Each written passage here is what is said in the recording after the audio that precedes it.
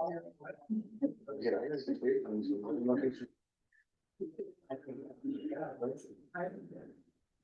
not be good. Whoa. Yeah. Sure. Videos. You can share that screen again. They already.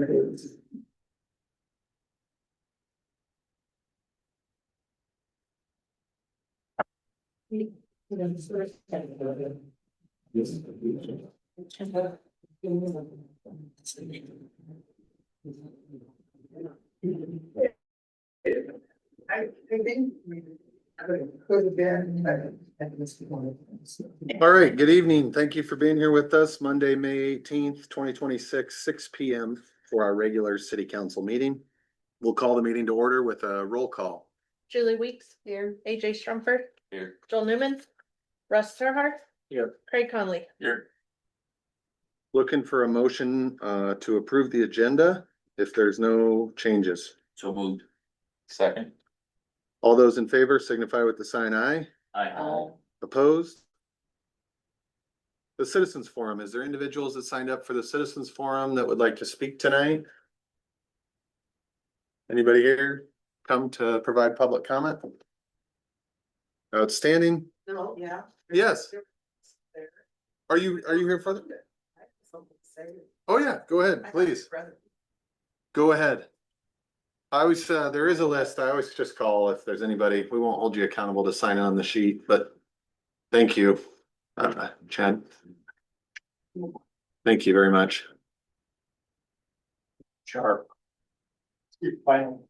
Bob Owens, did you want to speak tonight? No, this is the old one, isn't it? Preston's here, but he's on the agenda.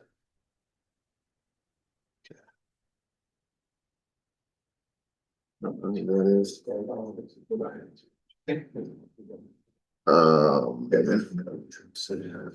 Oh, these guys are as well. Okay. It's you. Yes. Presenters, a couple presenters signed in just so we had it. Nope, I'll watch. You got 3 minutes starting at we'll call it 6:02 for your benefit. Appreciate it. Yes. We had the unfortunate need to call the fire department on Mother's Day. And it is in regards to not everybody knowing the code for the city and for a fire that had gotten away from a neighbor. Not the first time that has happened. Last time it burned our garage. So that's why we were quick to call. We are thankful for the fire department. Again, feel terrible that we had to call them. Our concern was, we want to make sure that the city and the fire department are working hand in hand, that they're aware of the code. I'm not saying they don't know it. But just to help them out, I'm kind of here to, how can we help the fire department so that we can reduce these kind of calls? And I don't want to prohibit burning in town, but would it help the fire department if people had to burn in a pit? Because our garage is about went up in flames again. And I was pretty cool the first time, and I don't think they were cited at all. This time I think they should be fined, but I know there's been a changing of the guard. But it's expensive when you've got to pay yourself to fix what somebody else can't take care of themselves. And just doesn't use common sense. So there's one thing I'd like to kind of have maybe look into, would part of the code requirement, besides the distance from other people's property, which they weren't adhering to, would it be helpful if people needed to burn in some type of a pit? Of some type, whether it's bricks around something or whatever. This guy set his garden on fire. Are you making that? That's my first. Throwing that out there. This is something that obviously I've been on for years. And then the other thing is, and I know we've discussed it a little bit, pellet guns within city limits. And this has been an ongoing issue also. And people will say, no big deal, they're shooting rabbits, whatever. I shouldn't have to be picking them up full of maggots because they don't pick up their stuff. And again, if you don't know where those pellets are going, they're hitting my garage again. They're doing damage to my garage. You're aiming at somebody else's property. And you're not a dead eye shot, so you shouldn't be doing it. Mhm. And I'm gonna keep pushing that pellet gun situation. You know, if you wanna aim at your own house, knock yourself out. But you're aiming at other people's property. And there's nothing that I'm aware of in the city code. And I would like to see something put in there. We're trying to protect our property. I'm not trying to be a difficult neighbor. I've been trying to be as easy to live with as possible. We could have been very difficult multiple times and we have not been. Mhm. But after 30 years, I'm done. Appreciate you being here, sharing that feedback. I think there's some actionable follow-up as far as our code goes. I think maybe with the use of a pellet gun, Respond to the pellet, but the pellet gun, there's probably some stuff. I don't think it's technically considered a firearm with like an air pellet gun. It's kind of like a slingshot. I think it needs like a cartridge actually to be a firearm. I Okay. believe. So it's an But actionable something to item. be implemented in there because those cause just as much damage and people have pets out in their yards. And Yeah, there's some actionable items for sure. if you have any questions for me at any point in time, you know, feel free to reach. Like I said, I'm not trying to be difficult, but we can't afford to continue to redo our property because somebody else is Yeah, not making wise choices. I think there's certainly some things to look into as far as the code goes. And I think from a city standpoint, you know, you want to be on the line where you're creating enough regulation to keep the order, but you're not getting into, you know, neighborly disputes and using the code for individual neighborly dispute types of scenarios. I think law enforcement, obviously, we have our contract with Story County Sheriffs, can be contacted in those scenarios if you feel like some things have been wronged. And so there's recourse that way just from the law.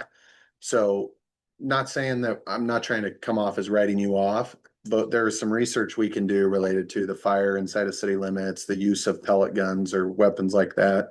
And there may be some things council would like to look at. Yeah, and I contacted him with Iowa Code Enforcement, and he's looking into the incident that she's talking about with regard to burning, and she mentioned some things about junk. And she offered to Okay. allow Harrison to come onto her property to get a better view of some of the items. Okay, where they're great. at. So he's working. perfect.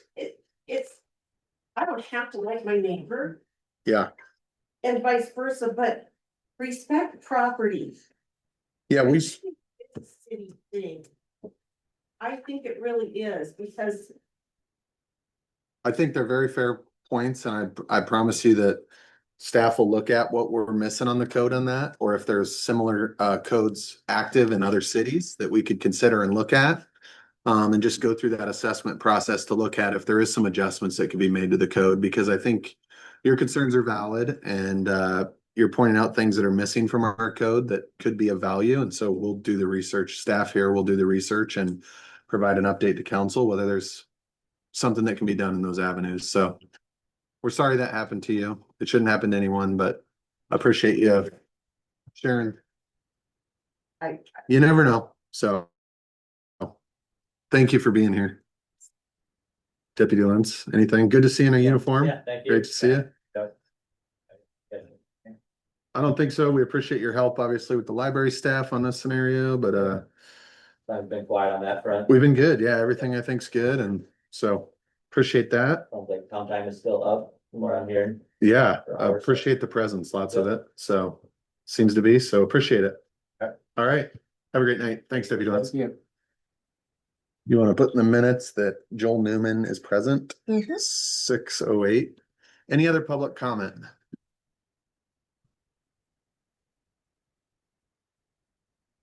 All right, we're gonna move to the consent agenda. Are there any items on the consent agenda that you would like to discuss or have questions regarding? It's a couple on expenses. Lindsay, the player bench for 3,400, about an inch down from top. The bench for. Anthem Sports Player Bench. I think that's for the ball diamonds, yeah, Out there wood, I didn't know how that was. they need it replaced for Nighthawk. They must have gone to aluminum. That's Uh-huh. what they were putting in Yep. there, maybe. Yep, Thought they were wood, that's quite. I think they were at one and time. they're rotten. And most of the way down street sweeper, I'm assuming that was repairs to the. Oh, yeah. sweeper? Wow. Mark gave us a heads up. Getting close to a replacement for the street sweeper, or does that really bring it back up to spec and last us a while? It should last us a while. And then down towards the bottom. Heat time aeration. $1,700. That was the baseball field. Baseball field. The Nighthawk field. Oh. Nighthawk our field. Aerators deep enough so they got it on. There was the Ballard Booster Club recommended a turf management specialist to come in because we had some dying areas. A gentleman from RJ came in and looked at it and they could do an 11-inch deep tine, Oh. which is like, it's a lot deeper and they use it on a lot of commercial fields in the Des Moines area. And so they did it for us. Okay. Second, maybe 10 grand in truck repair.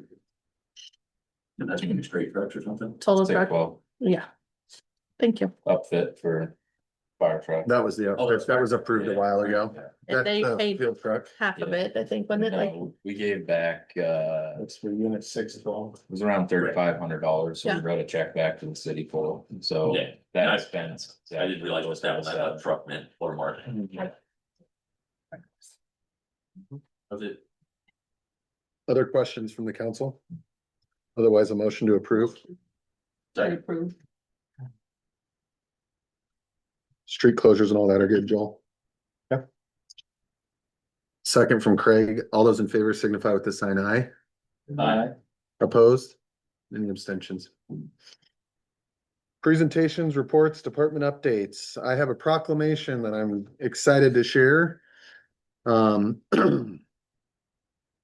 It's my proclamation to designate the week of May 17th through the 23rd, 2026 as Emergency Medical Services Week, or better known as EMS Week. Whereas Emergency Medical Services is a vital public service, and whereas the members of the Emergency Medical Services team are ready to provide life-saving care to those in need 24 hours a day, 7 days a week. And whereas access to quality emergency care dramatically improves the survival and recovery rate of those who experience sudden illness or injury.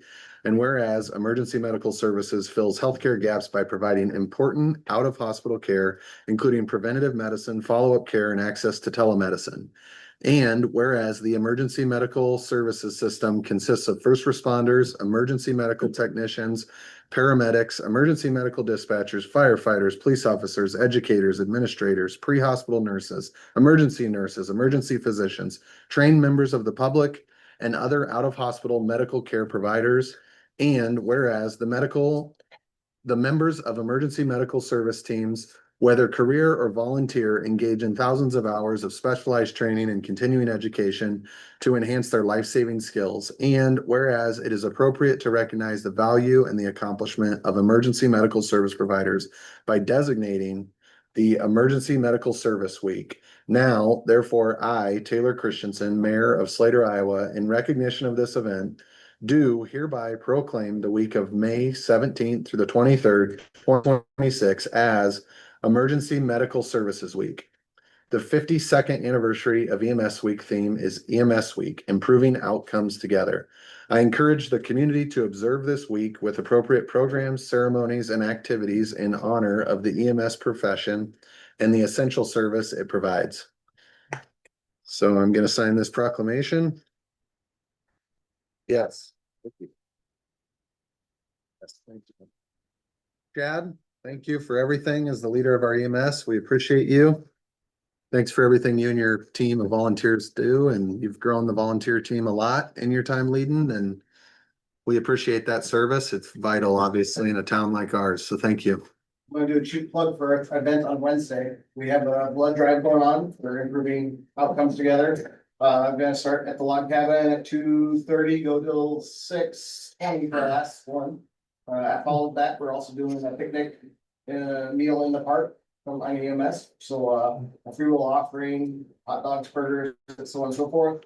So come out and enjoy, we're also gonna have, the Ballard. I think it's the brass band, they call it, or something, but it's like, oldies music kind of thing, and, should be interesting.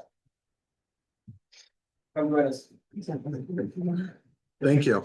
Will you make sure it's on Facebook?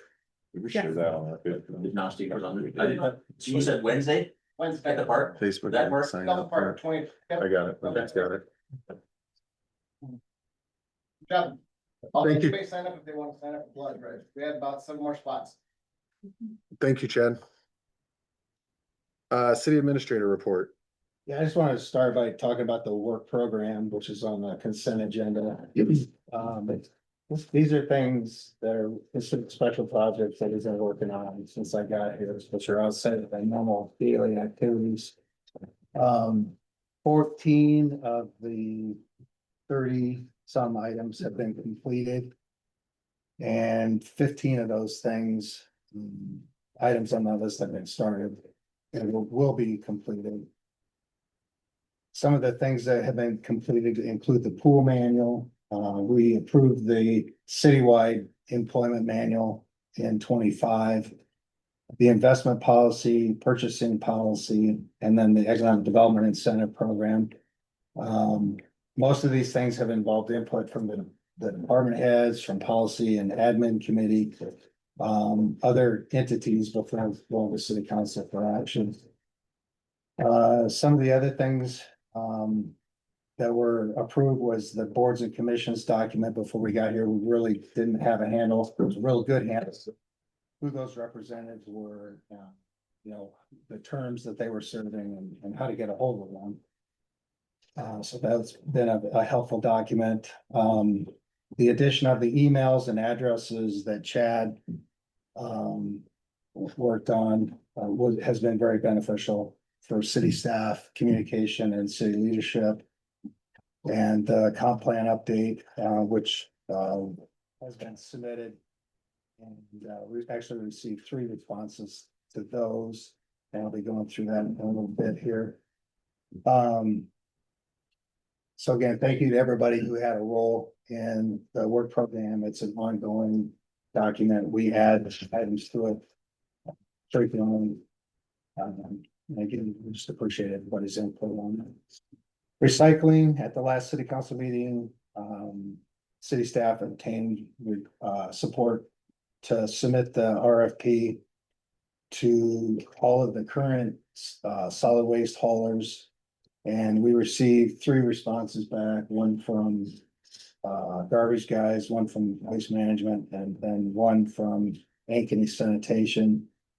They all met the criteria for the RFP. But garbage guys, and again, this is an item on the agenda tonight, but garbage guys had the actual best submittal at $4.50 a month per residential unit. And so the recommendation there, we get to be to go with garbage guys. A reminder again, tomorrow night is the Marshall County Landfill Board, and I believe the mayor is attending that meeting to communicate the city's wishes and working with them to have the haulers bring solid waste to their landfill. Comp plan, we did submit the RFP. We received 3 responses, one from Snyder and Associates, MSA and MIPA, the city's planning agency. They all met the minimum submittal requirements. I, however, had experience working with MSA when I was the planning and development director in Story County. And I think that they did a really good job. We actually received a planning award from the American Planning Association, the Iowa chapter. And they have also received other planning awards for other work that they've done related to comp plan updates for other cities and counties in the state. And so, my experience was. Community engagement, they're really good at that. And in putting together the actual implementation plan, which is ultimately the most important thing. In a comp plan that, all of the information that's gathered is actually implemented in the end. And that component was very easy to understand and to implement. So again, this will be an item on the agenda and at the appropriate time. The recommendation would be to go with MSA with regard to that update. Mobile food truck ordinance, again, we started with local businesses on Main Street, to obtain input. We also obtained input from Policy and Admin Committee, which was very helpful. There's been several revisions to that document. And we will, be asking the city council tonight to have a public hearing, so the next city council meeting would be June 15th. We'd be asking for a hearing to take action on that ordinance. Barbecue restaurant update, we're starting to meet weekly to meet with the applicant's engineer, the city's engineer, land survey. To just talk about all the details with regard to this project. There's a lot of things happening with it, and city council approved a to have an engineer do a study, which they're supposed to be starting this week to do the traffic counts. Ultimately, the information that's done on that study will be submitted to the DOT, and they'll provide information as to whether or not any improvements will be needed on Highway 210 with regard to that restaurant. Planning and Zoning Commission will be meeting on the 26th, and I'm anticipating that they'll be submitting a rezoning application. The property is currently zoned A1, and so it needs to be zoned commercially C2 for the restaurant use. And then, as I said, Steiner Associates is working on a survey and the subdivision plat and site plan. The subdivision and the site plan are required by the city's ordinance to go to the Planning and Zoning Commission before coming to city council.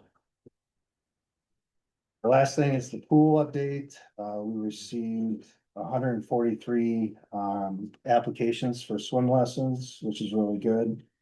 28 staff will be hired for this pool season. Kelsey's been working on prepping for certification for lifeguards. She's prepared to do a walk around the pool property with the Parks and Rec Board and the Public Works Director on the 26th of this month. She's preparing for some onboarding training for all the staff. The pool will be opening on Saturday, June 6th, weather permitting. And we have had an influx of registrations, and Nasha has been helping Kelsey with that information. Is there any questions? One that's related, I'm not sure whether you had a chance to digest it yet. What's the implications of the legislature's new property tax rollover and all that? How is that gonna affect us? I haven't seen the details, but there's supposed to be a cap on the amount of growth. 2%, which is 2%. probably less than inflation. So we're slowly losing ground. It's the best bill that could have got passed out of all the ones that were discussed, is what I was told by the Ames Economic Alliance lobbyist. I talked to him right after the bill got passed. It still will have implications, but there's some carve outs for things like new construction. So that, There is some variations. One of the bigger ones also is the TIF, potential TIF exposure related to the school and other individuals being able to push back against their increment. But effectively what they told me is, it's great, and it's a great headline right now going into an election year, but the way it's gonna actually be applied, and administered is still to be defined and determined exactly. So the Iowa League of Cities has put out a calculator in the past on other versions, but I have not seen an update from them relating to like a tool that cities like us can use to judge the impact to our actual financial situation. But I had mentioned it to them, and I expect that we get more information as we move into the new year in preparation of another new year. In 6, 7 months, hopefully we'll, 6, 7 months, hopefully we'll have that by then. Sorry, my kids. My kids. Well, I just said, yes, It's my kids. The 35% cap is on general fund, not on enterprise, if I understand correctly. Say it again. 35% rollover cap. So the 65% that we just passed, they just invalidated, right? I think there's ways you can, But it only affects the general fund, not the Yeah. enterprise. Correct, and that's the way we did ours. Basically game the system, but We did ours. Yeah, I mean, provide an update, I'll okay, get that information. cool. I was guessing maybe it's too soon to really understand what they're gonna do. There's the people that. or how they're gonna apply it or enforce it or all these other The things. implementation versus the. Okay, cool. Then no. Okay. I'll join Jerry tomorrow night in Marshall County, Marshalltown. Looking forward to it. I'm gonna stop on the way back and meet with some individuals that have provided an RFP response on 321 to kind of discuss that idea a little bit further with them. And see if we can't get to something that makes good sense.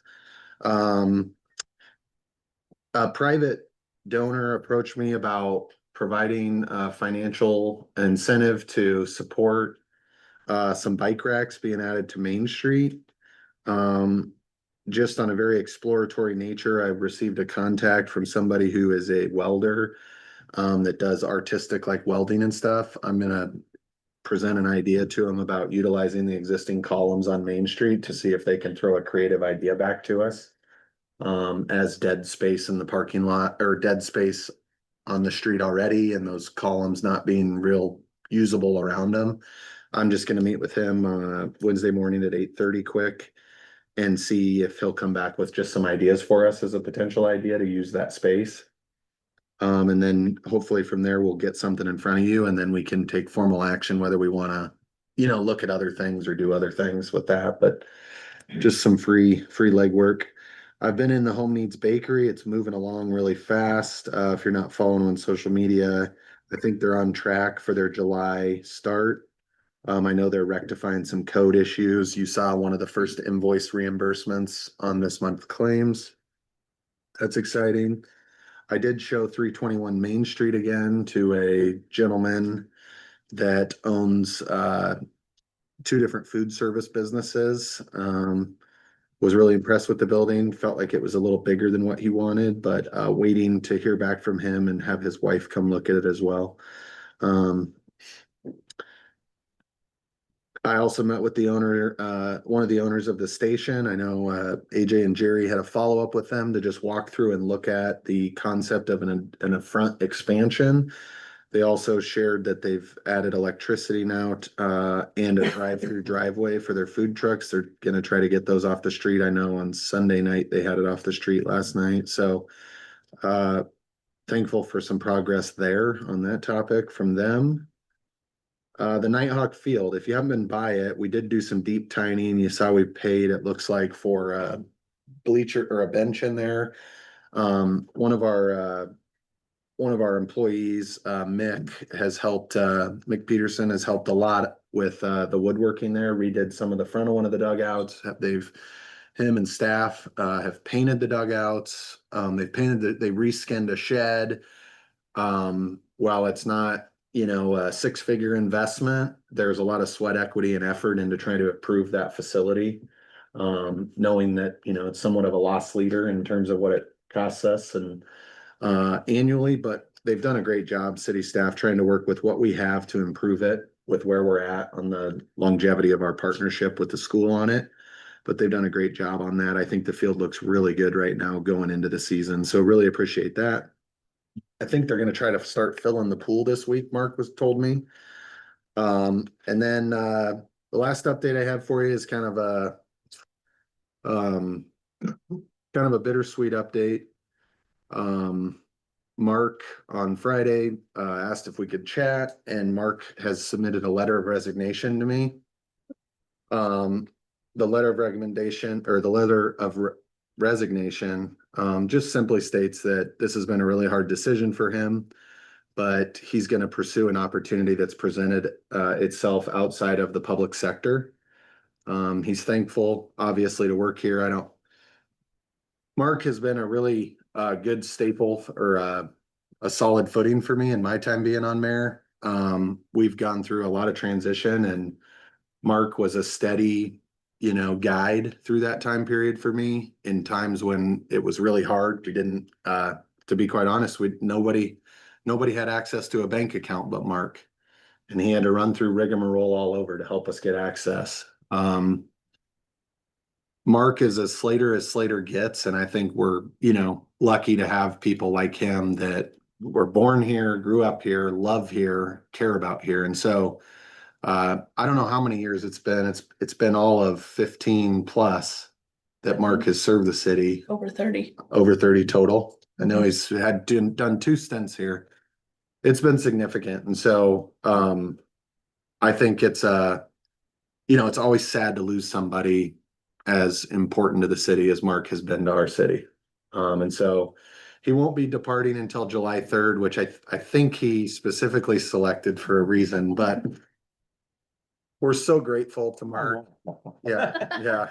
We're so grateful to Mark, and the city of Slater will always, be indebted to his service, his passion, his commitment to the city. So if you see Mark, if you run into Mark, just, express your gratitude for what he's given. Having 16, a lot of us have tough jobs, but I don't know anybody, outside of the public sector that has 1,600 bosses every time they wake up and drive to their job and back and deal with opinions of 1,600 or, I don't think little kids give opinions, but there's a lot of bosses, and there's a lot of criticism and critical people to the role that a public works director has. And I think Mark has carried that with grace and done a great job in it. So Mark, appreciate you, grateful for your service, and we're certainly going to miss you, but we've got a lot of things for you to finish out between now and the 3rd. So wanted to share that message. With that message, receiving that, I'd simply just ask Jerry and to kind of lay out the pathway going forward. We have till July 3rd, but I'd like to just state that it'd be my wish that we get a process underway and get an identified public works director in time for that person to be in the role right before or at least immediately preceding the July 3rd date. I think we have a time frame for that. But if you could begin the work on that, I don't know if that would include checking, ensuring, checking job description, getting it solidified for us to review. And then also just validating and ensuring, I think we did some wage study type stuff in the past from time to time, but just another chance to validate that. It would be greatly appreciated. And if you could report back to us, maybe just in your weekly update, or if there's a need for approval on some things, this council will pull together a special meeting to achieve those so that we can hit that timeline. Absolutely. If that timeline's supported by the rest of council. Well, All right. I'm quick, yeah. Yep. All right. I think we Okay. need to be realistic though too, so when he puts it together, we'll see where we end up. How's that? Yeah. Okay. Moving into the business items, we have a couple public hearings, I should say. Does the council have any updates they wanted to share or questions for Jerry or myself? Okay. Business items, we're gonna move into the public hearing. It is 6:33. We're gonna open the public hearing on the rezoning request for Diana Orbell for property located at 411 Benton Street. Julie Weeks. Here. AJ Strumper. Here. Joel Newman. Here. Russ Terhart. Here. Craig Conley. Here. Perfect. Is there anybody in the audience that's here to speak on the public hearing on Diana Orbell property 411 Benton Street? Jerry, Lindsay, have we received any written comment or response relating to the rezoning? Nothing in writing.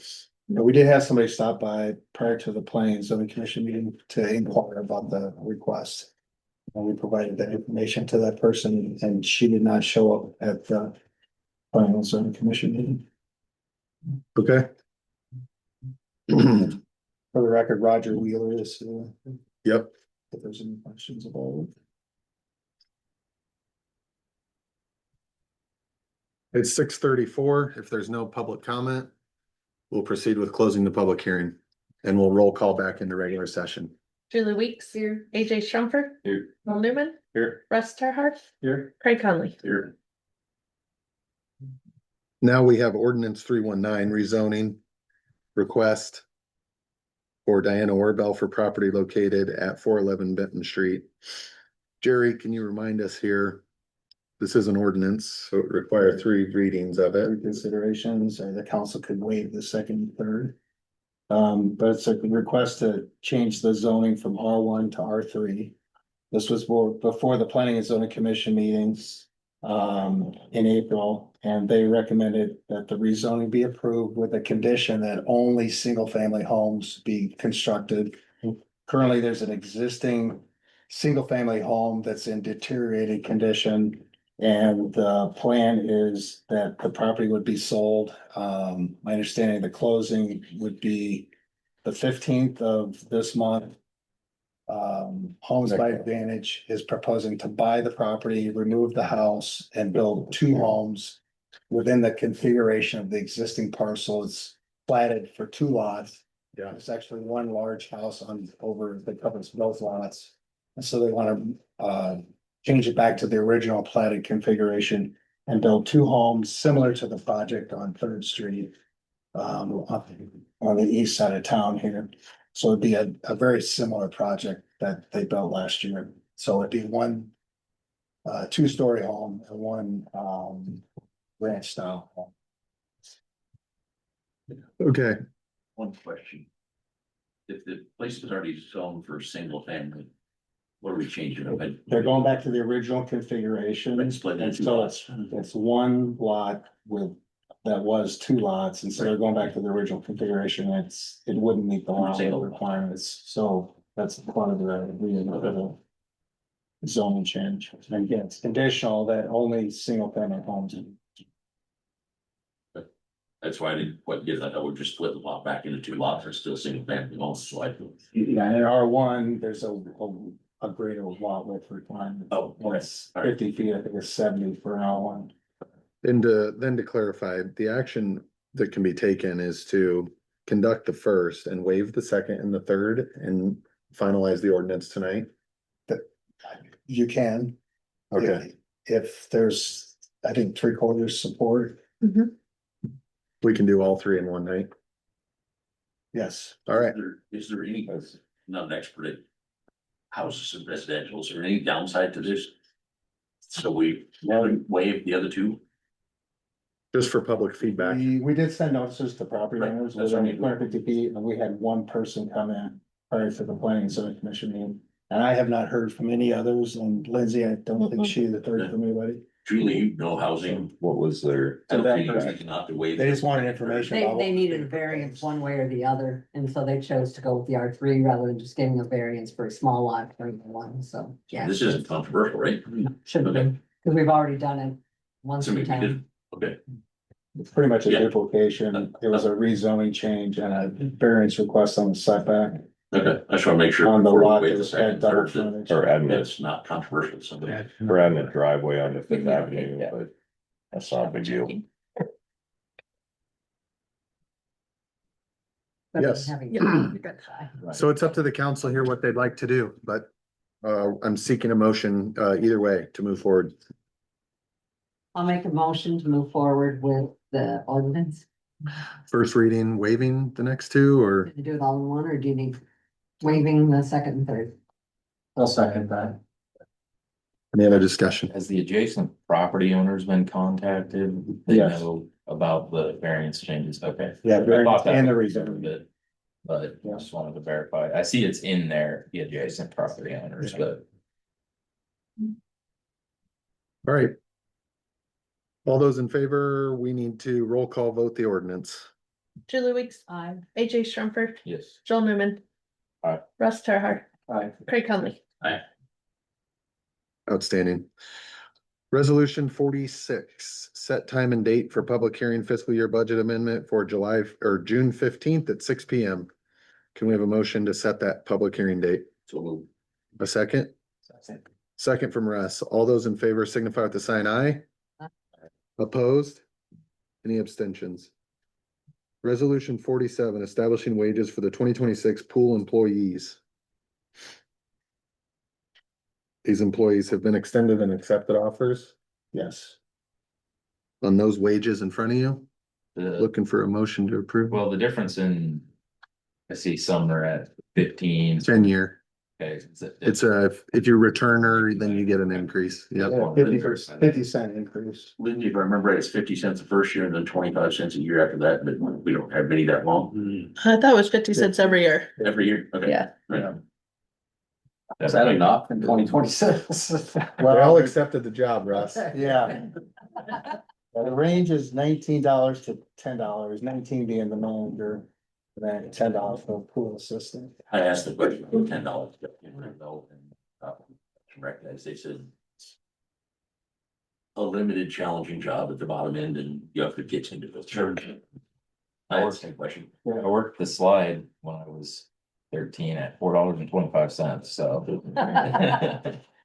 Well, we could get you a lot more if you want to go back. Okay, just so you know. Yeah, we could get you 470. Trying to help you out Right? here, bro. Is it 25 up? Yeah. You could get 475 now. 13 or 14. I don't know how much I made at McDonald's back in there. I'm looking for I'm looking for a motion to get that approved. I mean, we do resolution 47. Second. No more comment? All those in favor signify with the sign aye. I, Opposed? Any abstentions? I'm abstaining. Yes, you are. Thank you. Yep. Joel is abstaining. He's got a child on the list. Thank you, Joel. Although there might not be that much financial benefit to justify it, but I'm not paying for a college. we're glad she's back. We're glad she's back. Resolution 48, set time and date for public hearing on construction for the 2026 wastewater treatment plant improvement project from June 15th for June 15th, 6 p.m. and schedule bidding opening for June 10th at 2 p.m. So questions relating to this item? Mark Landis here, if there's questions about it. We had no one even put in a bid. There were no bids submitted, which is why we have to go through the process again. Okay. AJ, I'm gonna put you on the spot and then Mark, you also. We had three options. We chose the middle one. Options for the fix. Yeah. Okay, Is it worth reconsidering the inexpensive one first, since apparently we're not gonna get this done for a while? no. Cause the aeration, we were using the temporary, seemed like it did the trick for a while, and I just wondered if I should invest 20 grand. In my opinion, you're causing more issues downstream What's that? by aerating something that's supposed to be settling. So you're not Okay. putting your solids in suspension and it's gonna settle out in the rab, cause more issues. Plus you're sending it through pumps to get it through the settling foam to the Okay. rab, which a lot of pumps don't love grit. So I was gonna say, in solids, you're talking the grit, not the Yeah. No, solids we're supposed to be. not necessarily organic loading. Okay. It's more or less you can agree with probably what I'm saying. So, Okay, so we're yeah, pumping, in my opinion, this still makes the most sense. so we're pumping abrasives and things that won't break down. We're gonna ruin pumps, fill up lines and fill up. Yeah, rads. you're filling the rab with settles, solids and grit and everything else that. In turn, you have to get out of there. So, no, I still think this is the way to go. It sounds like talking to Zach and Mark, it's just some possible issues with, the scope of the work is what it sounds like, and you kind of changed that a little. Yeah, we had some, so we followed up with, there were 21 total plan holders, a lot of them were plan rooms. 4 of them were active contractors that potentially could have bid. 3 of them actually asked questions and were kind of going down a process of soliciting information about it.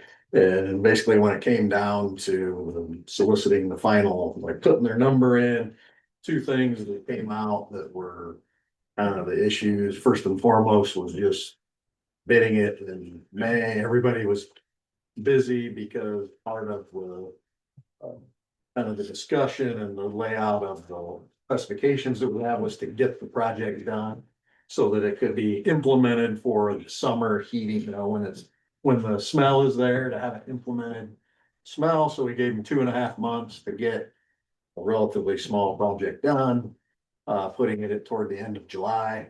But evidently that was still too, like, June and July is when they were busy and they were already busy, so they said that was the number one reason. I just didn't have capacity to do it during those times that we had, so one of the recommendations is it's unfortunate, but to give them more time and push the deadline to later in the year. So that's one of the things that obviously we don't wanna just rebid the exact same project and think people are gonna bid on something. They probably won't, so we gotta change something. So the first one is recommending to basically give them more time to bid, which means it's not gonna be in place for the entire summer.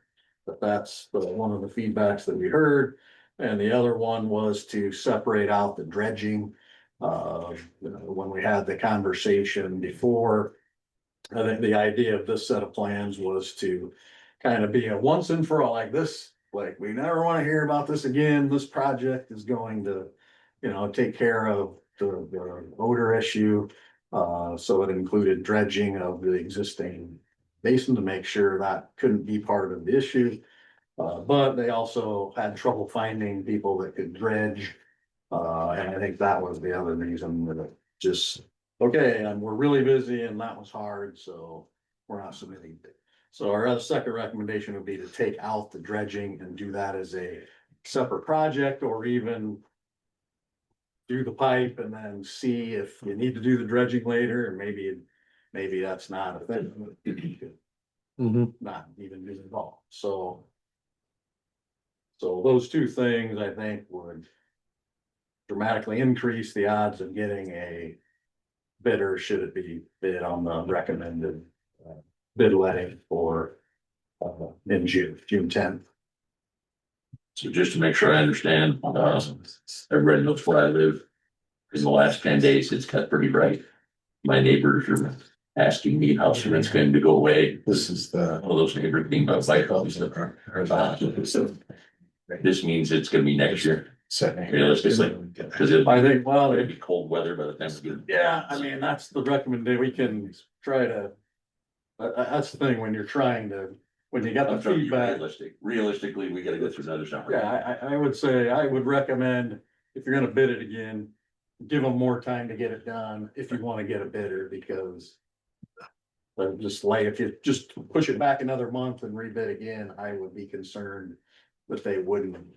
They would still be busy in September or July, or excuse me, August or September. Those are busy construction months, so my recommendation would be to push it out to like December 1st, or you have the whole fall to get it. Cause it's probably a 3-week project, but it's just which 3 weeks. Would it be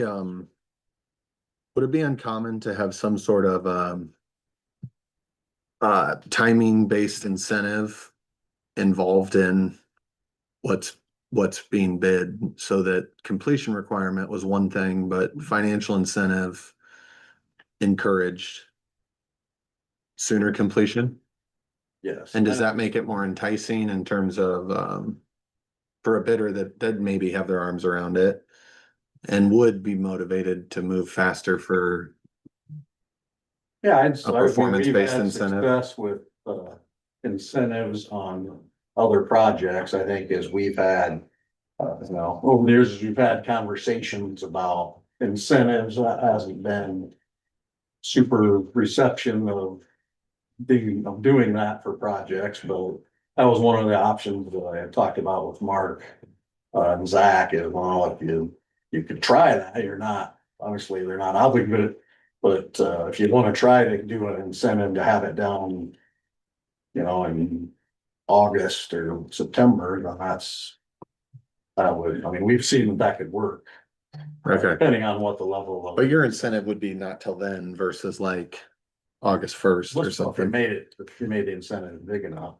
Yeah, of course. Good. So money moves people, you're saying? That does, and it turns out it does work, I don't know if that's something the council has any thought process on. We also, I don't know if the aeration has been running down there. Has it? It is running now again?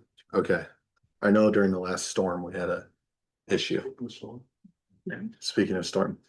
Okay. But I think that's, and then, just relative to the rebid process, then Yep. Part of that is there would be additional costs to do that process, rebid that process again. And so talked to Jerry and Mark a little bit about that. And, you know, we can, obviously the hours, what we've tried to do on everything on this project is kind of streamline as much as we can on this with additional cost for that. Yeah, So as we consider options from this. Like 2 cents, Taylor, appreciate the effort to address it sooner. But realistic, we aren't gonna close the bid process till June. July, August are the worst 2 months, and even if they said they'd be here in a month, they do the construction in August, and by September, it starts moving off a little better, so. I wouldn't want to write a big bonus check, because it might only gain us a month of the smelliest, you know. Don't tell my neighbors I said that. This is why it's noise. so looking for a motion there to set that public hearing if there's not adjustments that people want to, council members prefer to make.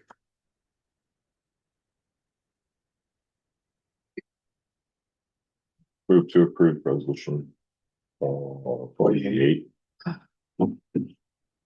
I'll second that.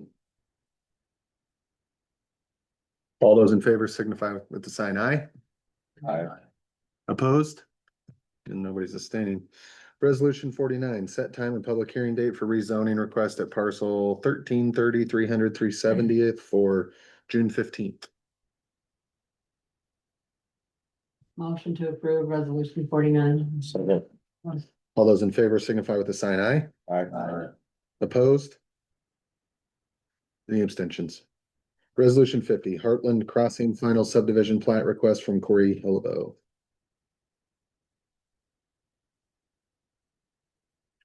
Yeah, the city council's already seen this as a plan survey. Went through the full process and got to the county. And the county challenged the city's ordinance, on waiving the subdivision planning requirements. We had the city attorney look at it and he verified that it should be, struck in from the city's code of ordinances. Again, it was a provision that allowed plats of survey to be submitted when the utilities were in place for instances where there's 3 or less divisions being proposed. And so this is basically a submittal of the same project as a subdivision plat, and it was approved by the planning commission. Move to approve resolution 50. Second. All those in favor signify with the sign aye. Aye. Opposed? Any abstentions? Discussions, discussion consideration Slater Public Library 309 fund investment request and scheduling meeting with community club to discuss library project on Main Street and donors' expectations. I think that's probably supposed to say community club. Okay. Yep. Jerry had a memo there. Open for council feedback.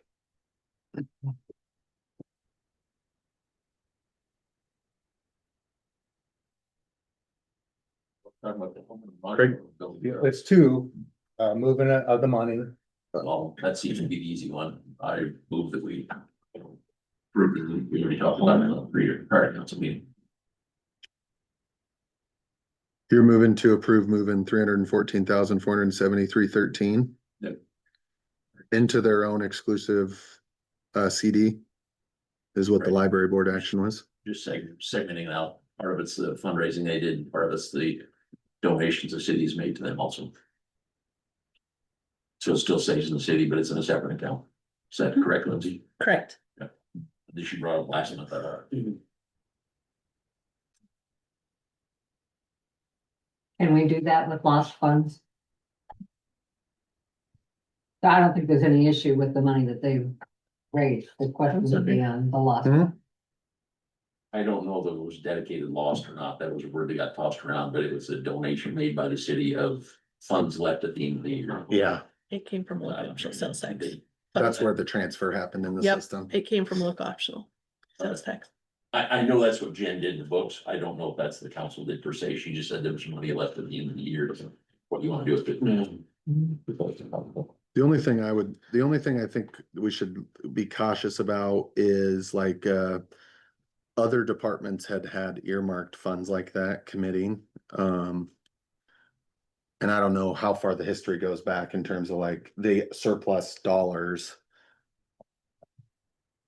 Is every department able to come back and request their own CD relating to the funds that council had previously took action on to dedicate towards their project? That's the only one I know that was specific, that they said this money goes to that. We did- The only other ones I know about are the rollover accounts, and this is. not We did that. one for the sports complex for 88,000 or something. But we spent it, didn't we? 1 year. I don't know if we spent the local sales tax or what was already in there, or. That's the only thing that gets into a precedent to me is. We dedicated those dollars. We didn't dedicate interest on those dollars. The 134 is a no-brainer in my mind because that really should have gone into the Friends from day one. The 180 is just the one where I feel like it gets us into the gray zone of. It was committed, pledged by previous councils.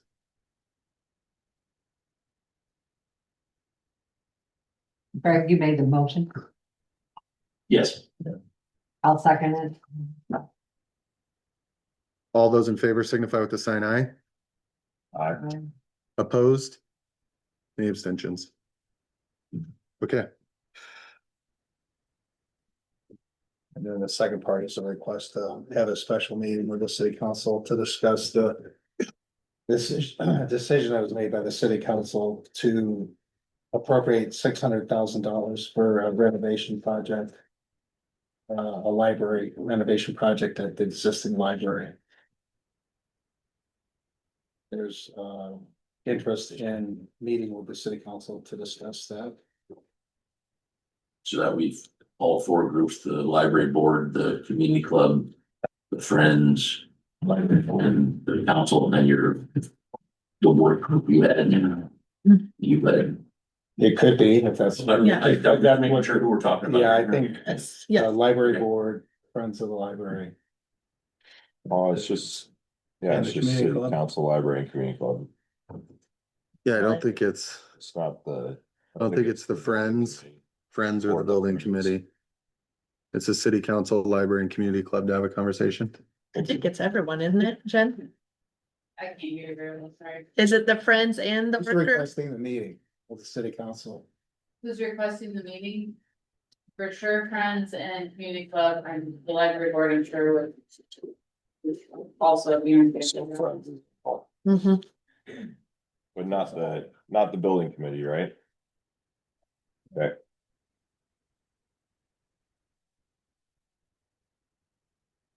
Not till September. I mean, I'm not complaining about that because community club's got a lot going on right now. That's up to you. It's, everybody's kind of all over the board with that. I think staff with some reading are also on board with waiting. Yeah. I think some of the other groups would rather have some answers. All of that.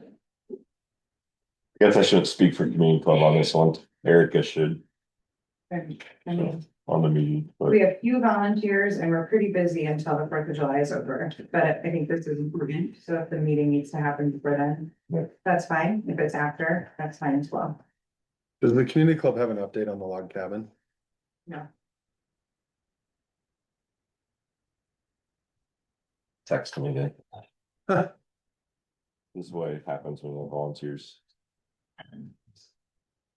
When you get back. I would suggest we have a special session. I guess my preference is we have it sooner than later, but if people can't make it till September, so be it, so. Should that be part of the motion to pick the date? Mhm. Yeah, that's what I Yes. mean, I think we should have the meeting. I wanna respect, I'm not sure what the consensus is. August? So, When's summer reading? Starts June. Then What's it's it over? over. July 1st. So August, end of July, beginning of August would be fine. So somewhere around August first, get the feedback from the groups all. I think we should have a meeting with all five groups, so the four plus the council. Somewhere around August first. What's the fifth group? I'm sorry. What's the fifth group? Community club. Library board, friends, the working group that Jared led and the No. council is. We don't need the working group. Oh, okay. I mean, the members of the work group are in all of their groups. Oh, right. I don't think- What's the objective of the meeting? Oh, Well, they're rejecting the decision that was made by the city council, and they'd like to talk about it. Stated letters. And that's kind of like, Did you receive letters? we've got a public Yeah, you should have that. public meetings monthly for that feedback.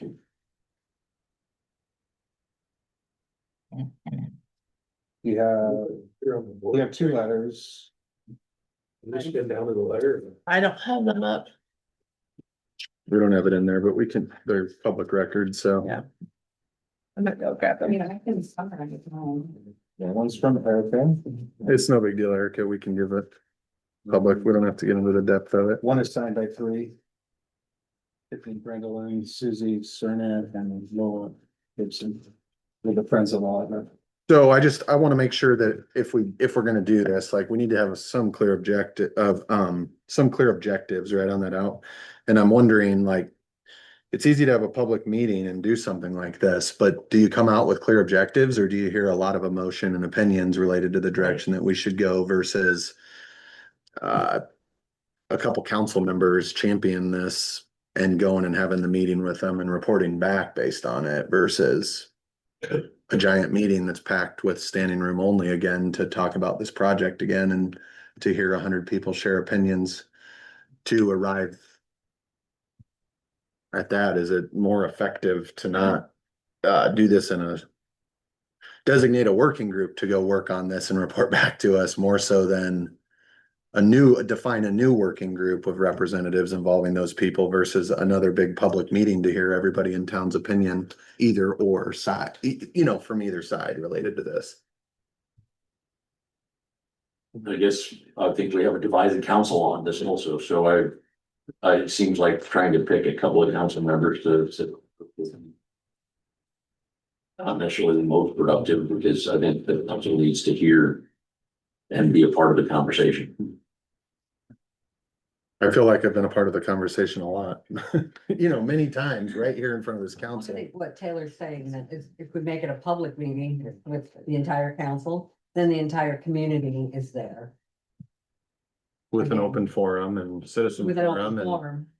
we'll Or spend. do you wanna have two council members meet with representatives from the group? With staff, obviously. With the staff and try to work through a possible solution rather than a large public meeting. That's the difference. And I guess I'd ask, do you guys want the large public meeting? If you do, then by all means, let's do it. I just. I can only give my personal opinion, and I would say I'm fine. From a community club's perspective, I'm fine if we meet with two members of council, as long as we're not gonna get blindsided. Like at the next council meeting then. So, because Craig has said council's divided. So if council's divided, we need somebody essentially on either side of the line to attend the meetings. It can't be two people that feel one way or two people that feel the other way. Well, this council will pick that group of Yeah. people, and I think it's amicable to be that. Be intentional of who would. That's just my opinion. I can't speak for everybody. I'd say that the council's not divided on the library issue as much as on how we can pay for it. And that's always gonna be the main issue, so I don't know that it matters who meets with you as much as we can figure out a financial path forward. Does that make sense? I don't know that I agree with what you're saying, but yeah, I understand what you're saying, yeah.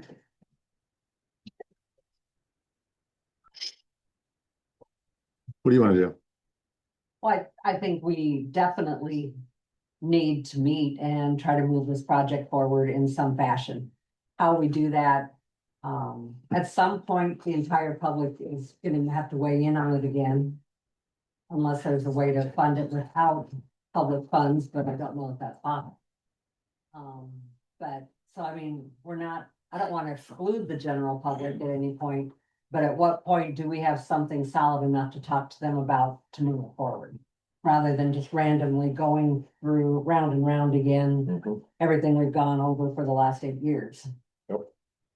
So my recommendation would be that we have two representatives meet with, and I don't care how many people they wanna have. 2 minutes. You know, motion. I would say, no, I would say Julie Weeks and I would say Joel or Craig, either representative. Cause that's the way the vote was. You abstained actually, I think technically. No, you voted no on one of them, yeah.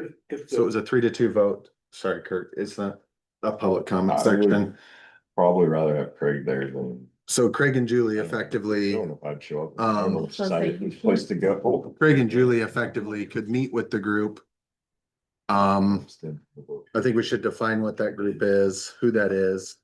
You know, is it the officers of those groups? Is it the, president of the library board with? Because the Friends group can be a bunch of people, the community club can be a large group of people. A large group of How people, about if we ask the two representatives from From each you. one of those meet? I think that's good. That's right. Our board is 6.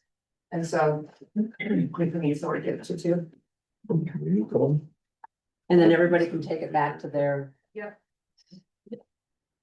I just think that'd be more productive than continued public City council point of view. debate about it. So should I amend my own motion? No, you never got a second. You never got a second, so if you wanna make that motion, go ahead. Well, actually, don't make that motion. should it be, Joel, you make that motion, Sorry, I was trying to figure out. or AJ or Russ, not Craig or Julie. I'll motion to send 2 representatives from the council to meet. Their names. Craig and Julie, So you can't. Two reps. and 2 reps from each of the other groups. The other groups being the library board, the Friends of the Library, the community club. Yes. That's it, right? Perfect. Yeah, and I was. That represents it. You just need to say- Jerry, whoever. So there's his first. Is that clear to everybody, what we're doing? Yes. Yes, sir. Second, All right. Any last discussion related to the issue? All those in favor signify with the sign aye. Aye. Opposed? Any abstentions? Just for clarity, Jerry, you'll Sure. arrange. Okay, wanna make sure we didn't all say yes and then we forgot to say that. And around the first part of August, is that the date? Yep, seemed like that, that's maybe their video season. Discussion and consideration to follow up, the city fiscal year 25 annual exam and fiscal year 26 annual exam contract. Any questions on that? Anything related to it? you had some questions before? The maintenance. This is the annual exam. Okay, sorry. B. We're on B. I'd like to just ask for a motion to table this item for next meeting. I'll make a motion to table. Second. Second from Julie. All those in favor signify with the sign aye. Aye. Opposed? Consideration, maintenance agreement, Grosswind Technologies. I know there was a meeting with some designated members of council for some follow-up. Do we have questions answered and do we have an update from those individuals? AJ, you or me? You can go ahead.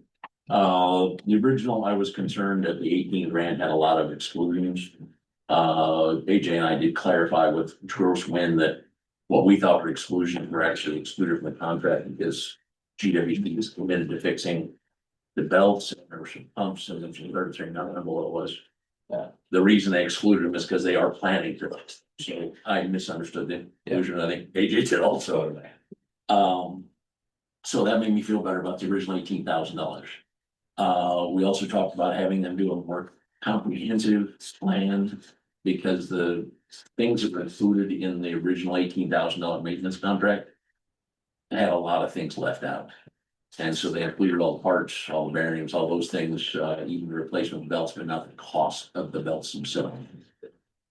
And that jumped the price from 1870, which concerned. They think our maintenance costs, excluding the cost of belts, is gonna be $50,000 a year. That's concerning.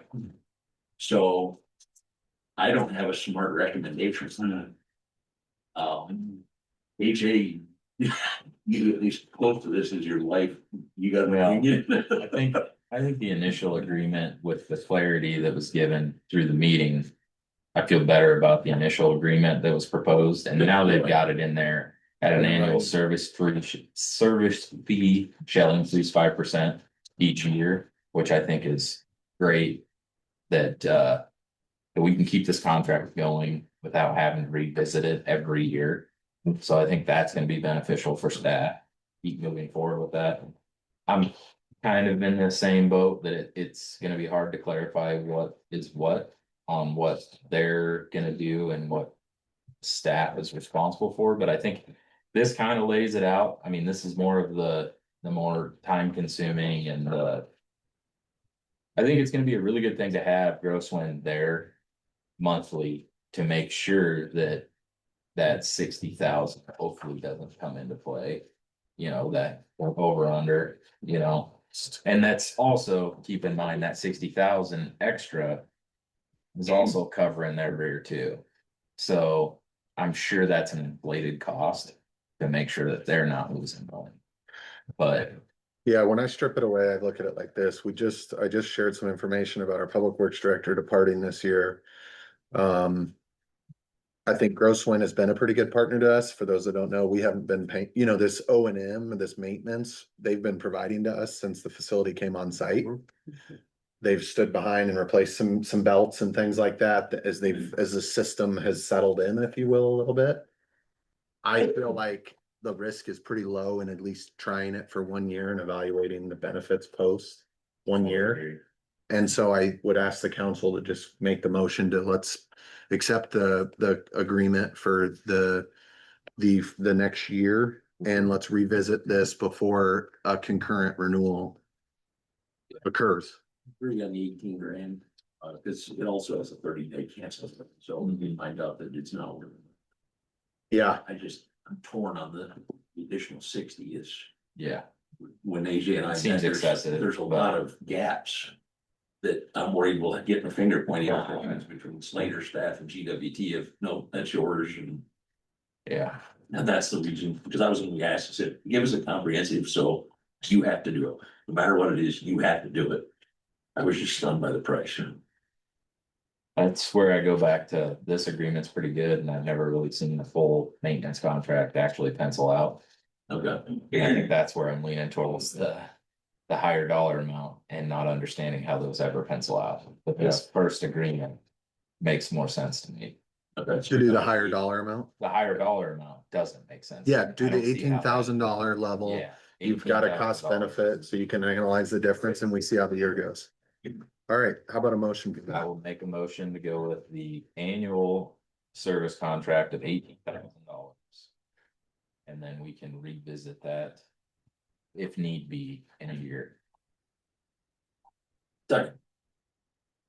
There comment? All those in favor signify with the sign aye. I, Opposed? And any abstentions? D, discussion consideration homes by advantage incentive request for 411 Benton Street.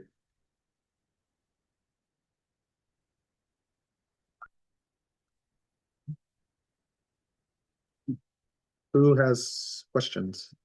Yeah, this was tabled from the last meeting. And it was tabled because of. I think Yeah, basically, to determine how to pay for the incentives, Homes by Advantage is requesting a total of 50,000, 15 per lot, plus an additional 10 when they sell. Compared to the previous project was 70,000. The question is, you know, how should we pay for it? We do have reserve LMI monies. 241,000, or we could set up a urban renewal area and recapture. wasn't one of their requests to make sure that this is tipped. So that they can see how that plays out for bigger projects. I'm pretty sure that was brought up in one. There is asking for TIF assistance to complete infrastructure improvements, but I think if we go back, there was a challenge doing that related to using the blighted district.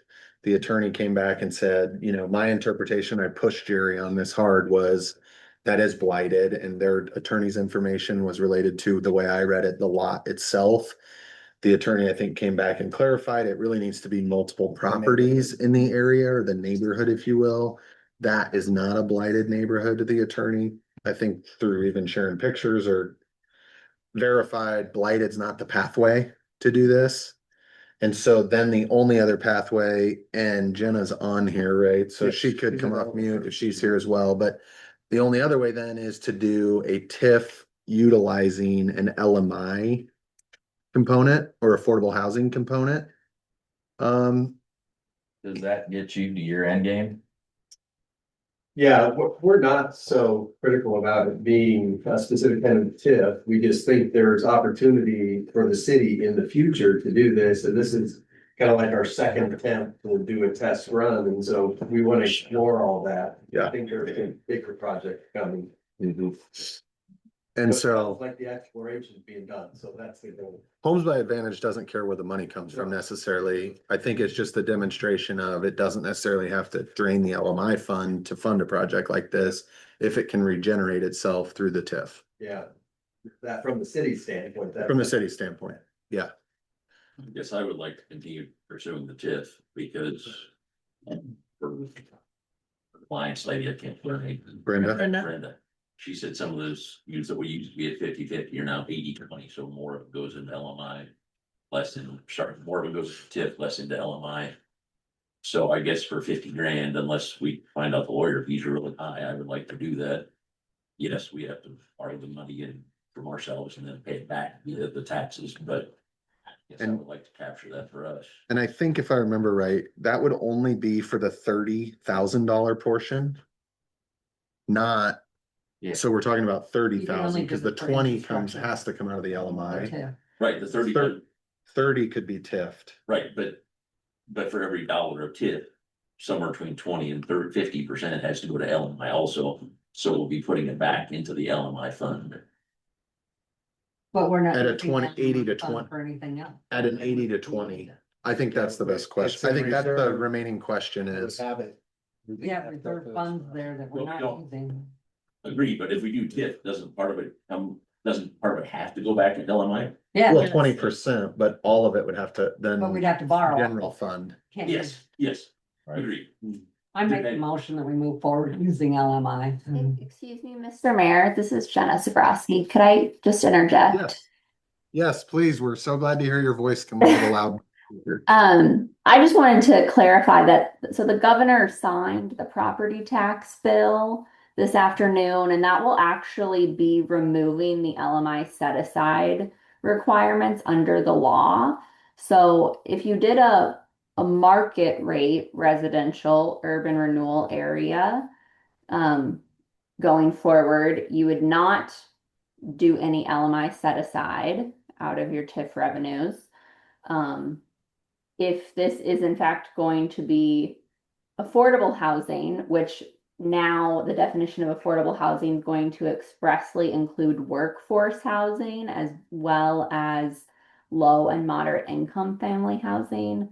Those are kind of the two residential urban renewal paths, market rate or affordable housing, which is LMI or workforce housing.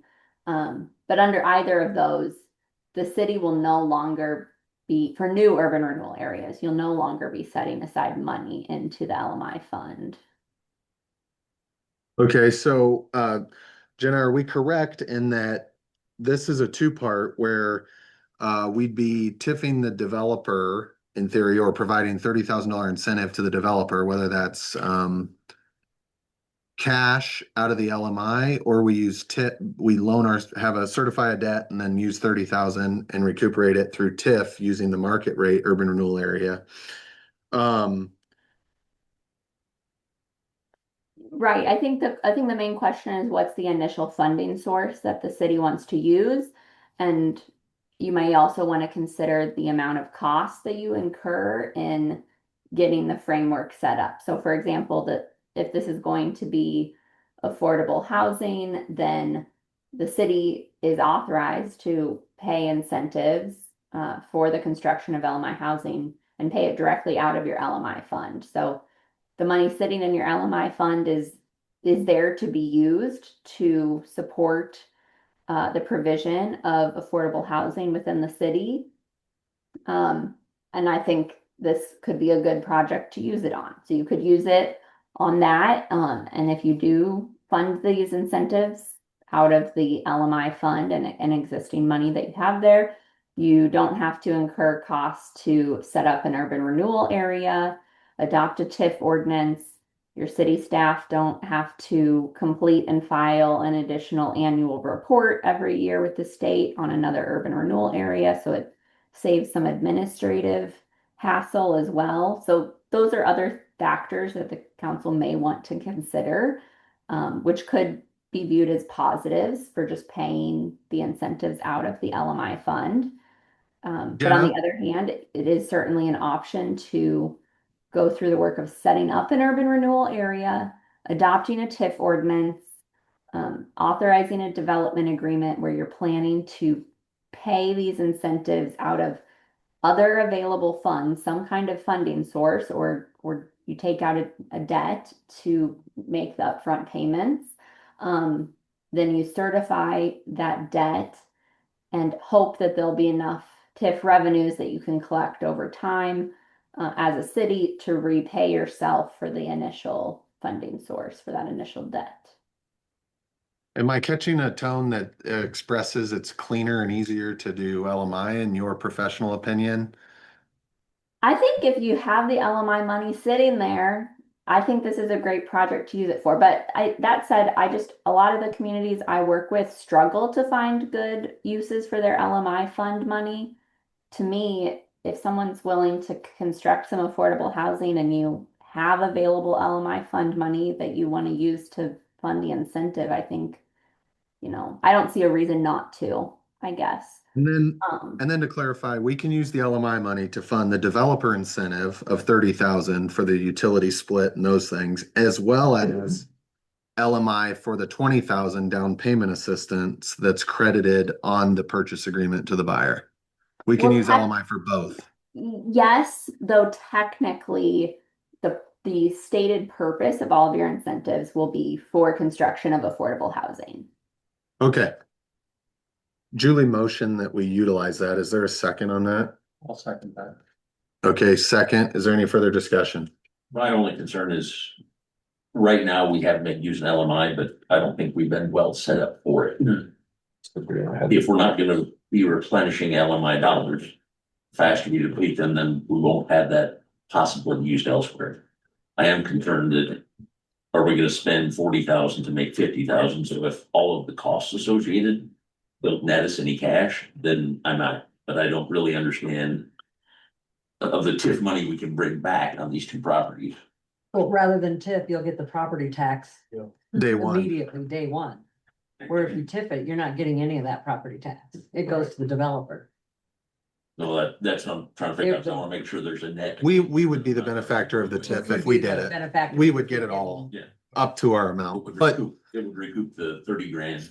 you mentioned that the That's why we LMI, get you mentioned that it's new urban renewals, Jenna, that will not have the LMI or workforce set aside, but any of our existing residential TIF districts will continue to fund LMI at the same percentages they were established at. I believe so. I don't think, I might want to So double that- check this, but, I So think that existing areas is not being changed. continue. So in theory Keep- with that, Keep reviewing all these provisions, so let me double check that to confirm that that's the case, but my only thought process there is we have Two. two existing residential that's gonna replenish the LMI, and then that's the end of LMI to be, from the TIF, so Yeah. it's 50,000, we're sitting 240, that nets us 190. Obviously, we have the market rate TIF opportunity for a project of scale. I do think we need to define an LMI based, we need to think about through our comprehensive planning where affordable workforce housing exists in the future. But I think this is a good option. It's not just housing, though, it's assistance for people in housing that need air conditioners and new vehicles and things like that. We could establish a program like that, but we have a separate program like that now funded through the Story County Housing Trust Fund. So I think I see what you're saying, but I think the administrative, the new area, and then we'd be just carving that little block into, you know, that lot, those two lots into a That's what I was market rate wondering. urban renewal. I think we need to think broader about like, where should we make? So it is only those two. If we change this, it's just gonna be. We'll have to have a new urban renewal area, is what she's saying, that's establishes market rate workforce. So 14,000 square feet with. The alternative, maybe you could do the lot across the street there, if you ever envision the empty bank lot being workforce housing. You could do something like that, but maybe for what we're talking about in the grand scheme of things, knowing we're gonna still get the LMI off the other residentials. I'm just It's trying to clean, figure out- it's clean and no administrative ongoing work. Right, and the value of the work, all those things that go associated, with it, I'm just trying to figure out. If there was $50,000 cash pile sitting on the ground, we'd all pick it up. I just don't know what it costs us to get that 50,000. And it's Jerry, Lindsay, I'm looking at you guys. What's the cost Cost for what? to get the 50,000 in TIF? From you What's the guys' cost? work administratively. Oh, well, You can only get 30. correct. Yes, good point. You're talking about like Emphasis legal on- The fees? cost for Legal 30. fees? Yeah. Jenna, what are your legal fees? What approximately would the legal fees be to set up an urban renewal? Couple $1,000, Um, 5,000? yeah, I think we could probably do it for, I mean, we could probably do it for $4,000. The development agreement then is additional time and additional expense. I And wanna I call also that. wanna clarify on the LMI set aside.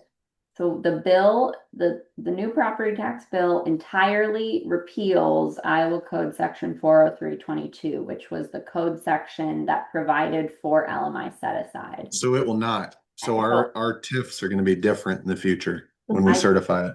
Yes, I think the Okay. intent there is that you're not collecting money into an LMI fund for any area Okay. going forward. All right. Thank you, Jenna.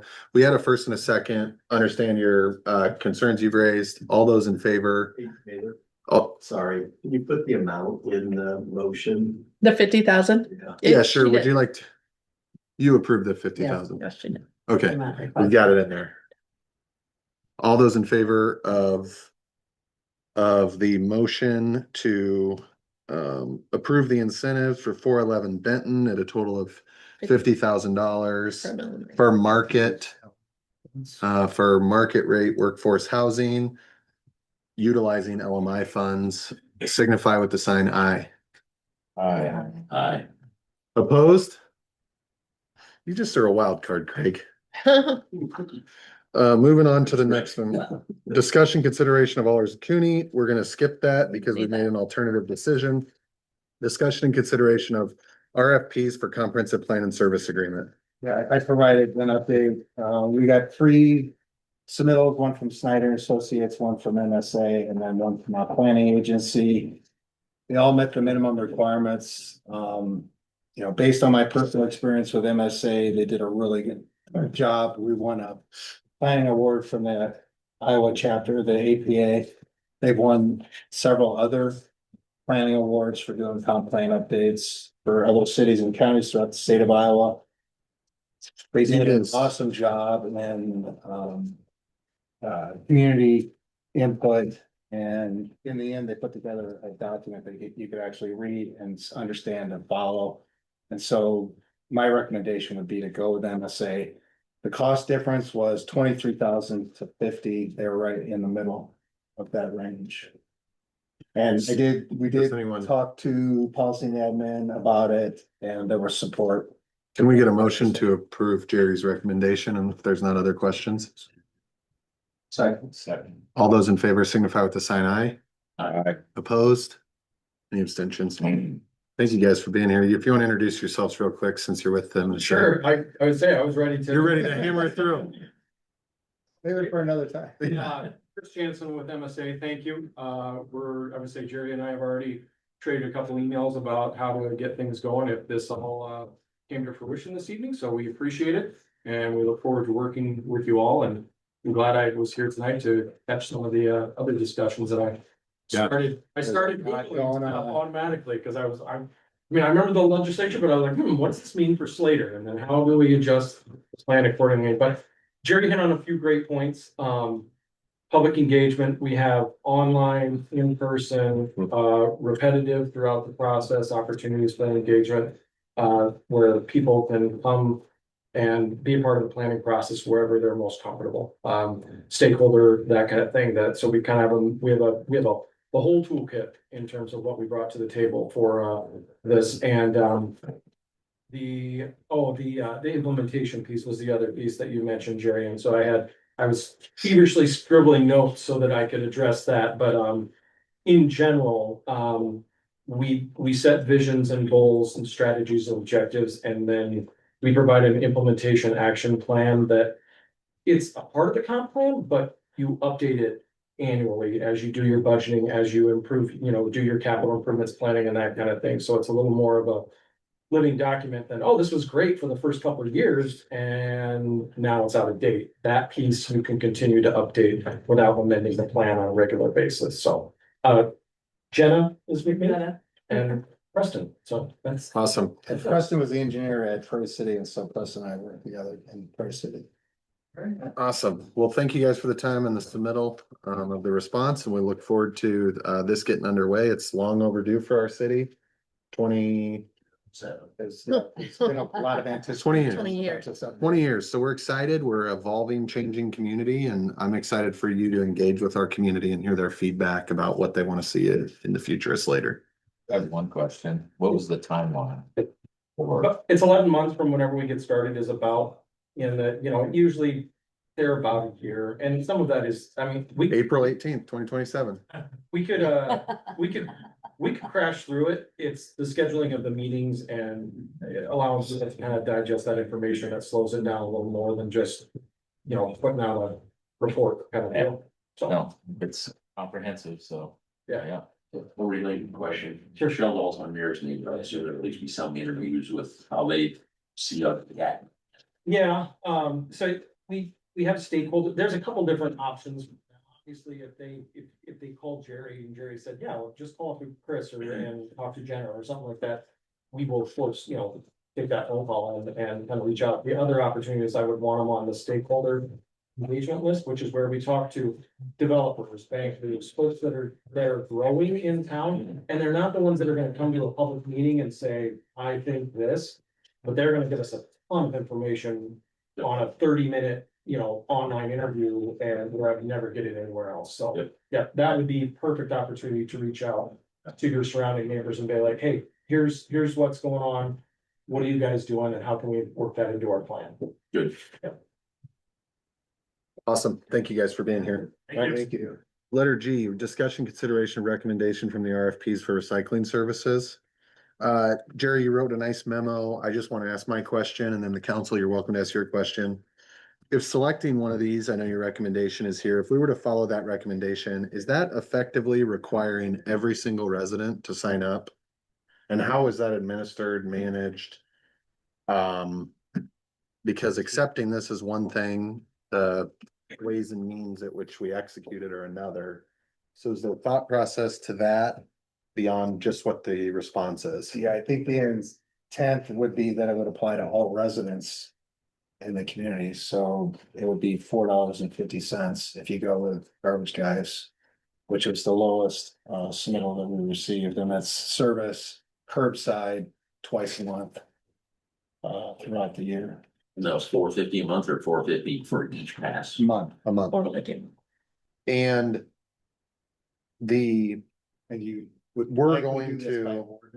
we're going to create an ordinance though, but then we're gonna bill everybody for that. Yep. Through our utility bills, Mhm. and Garbage Guys is gonna deliver a can to everybody. I believe so, are they, Jerry? Yes. Yeah, 1 can, 3 cans, what's One recycled? can. And It's one stream, I think. yeah. so- Yeah, it would be one total, plastic, glass, bottles. All of it just goes together, somebody else has. to sort it. Plastics, cardboards, paper, metal cans, tin, aluminum, glass, distribution. or single totes. It's 2 weeks worth. These are big. They're large, 96 gallon. 95 gallon is what you normally have from your trash can, So exact same size, So it's the same thing they already have. just green. We do have an obligation to do recycling through the code. Jerry's validated that. I love garbage guys. I love the idea. I just hate mandating residents have to now incur a $4.50 fee to participate in a recycling. I know we looked at the dumpster option to have just a city-based dumpster and utilize that and the city fund that. Right, Metro Waste Authority said that they would provide a dumpster, single dumpster for $100 a month. And there was a reach out from Story County expressing interest in working with the city on a similar scenario whereby could share costs. I would be interested if the council would oblige to reach out to the recommended company here in Garbage Guys and ask if they would provide a city-wide solution and at what cost. Rather than We did, and they didn't provide anything other than curbside. In fact, they all provided just curbside. We didn't ask for a drop off scenario, but none of them responded to. So where did the one drop off come from? Because I recall that. Authority.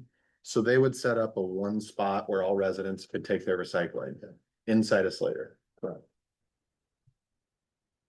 For $100 something. That's where the whole city.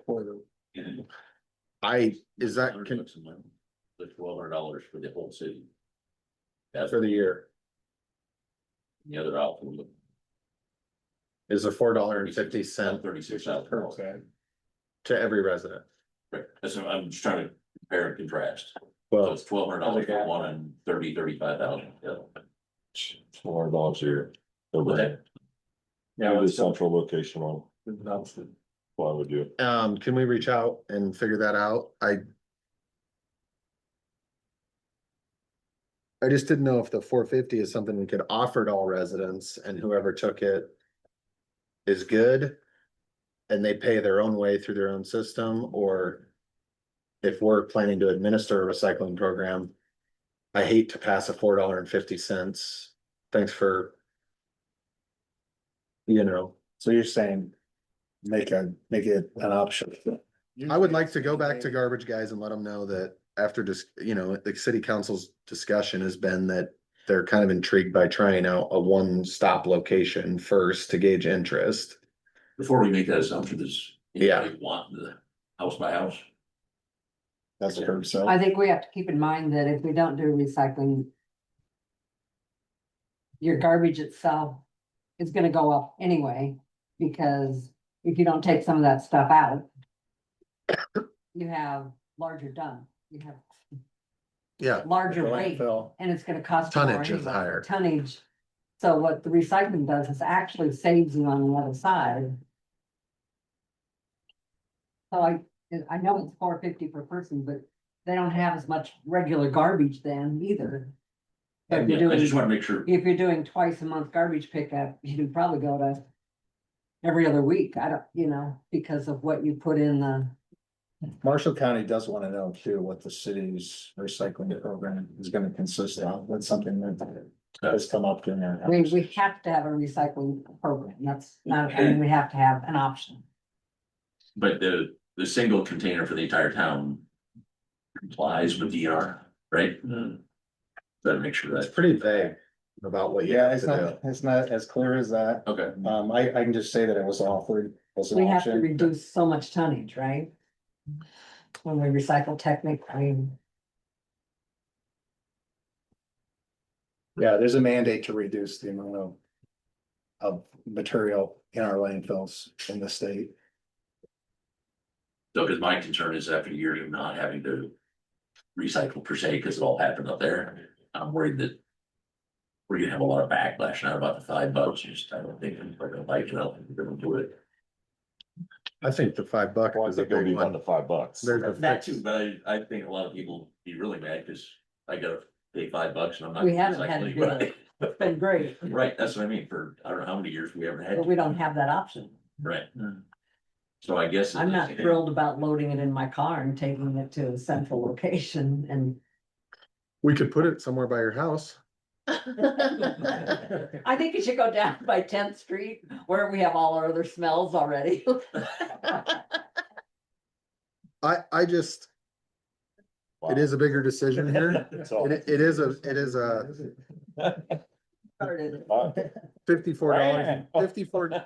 $54 a year seems like a nominal amount, but to, you know, single income households or, you know, single retired income households, it's real money. It's real money and it just feels, I would have no problem with it. They can't take it to a central location.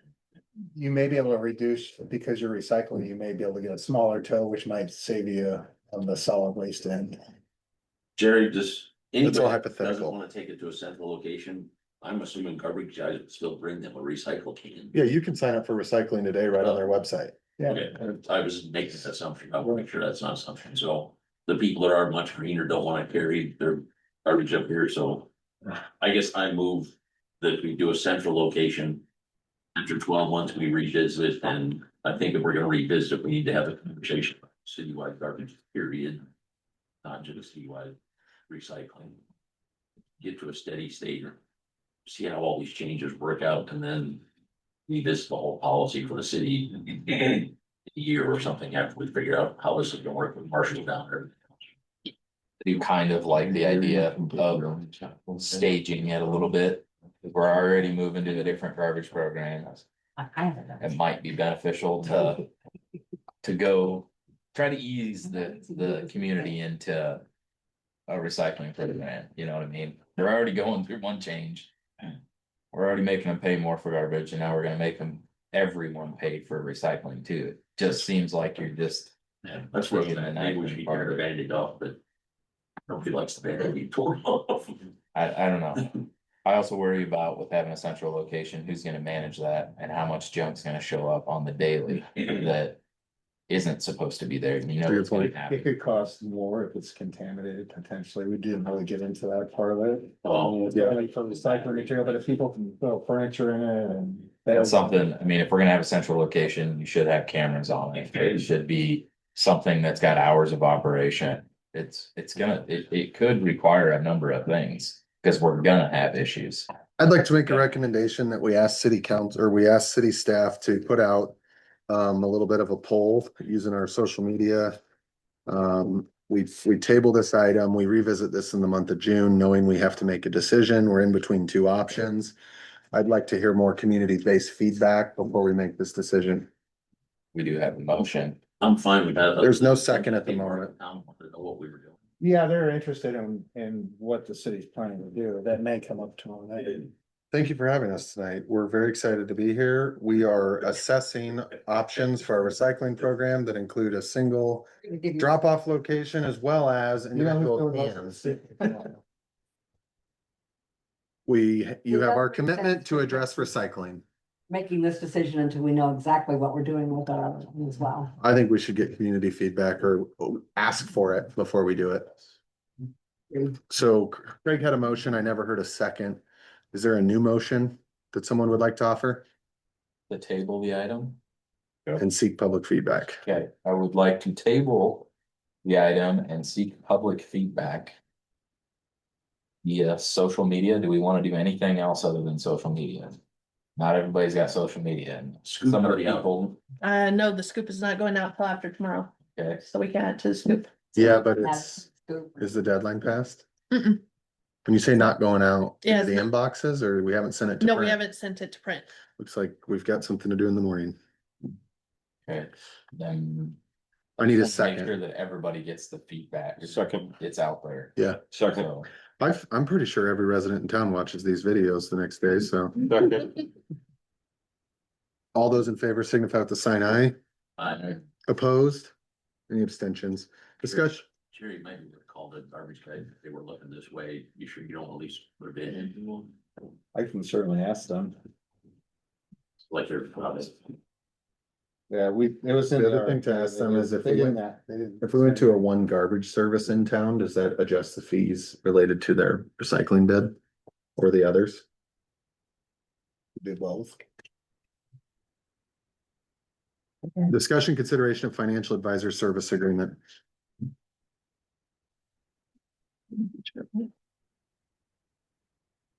What's the, Lindsay? Can you give us an update? Can you So- tell us something?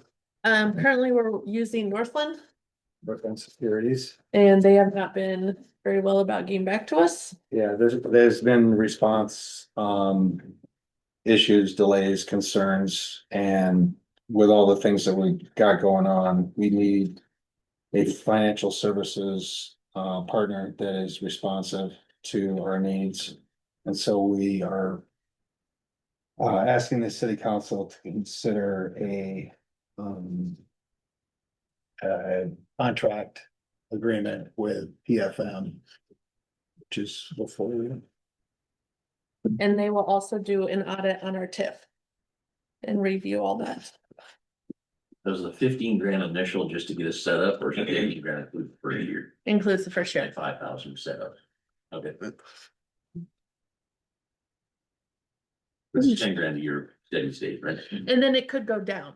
After we have things done and we just need them to do like the debt certifications, it might only be like 4,000, you know, if we'll have no development agreements. Okay. I mean, it could be less. All right, So the first year's more. you've used these guys before. Oh, yeah. And I'm a firm believer in hiring when we ain't got it. This is a good return on our investment as far as the 6 mil we have as far as borrowing, paying off loans. They cover the whole gamut of that affects the dollar, they help us. Yes. They'll do all of it. So there's a $15,000 implementation fee and a $10,000 annual retainer.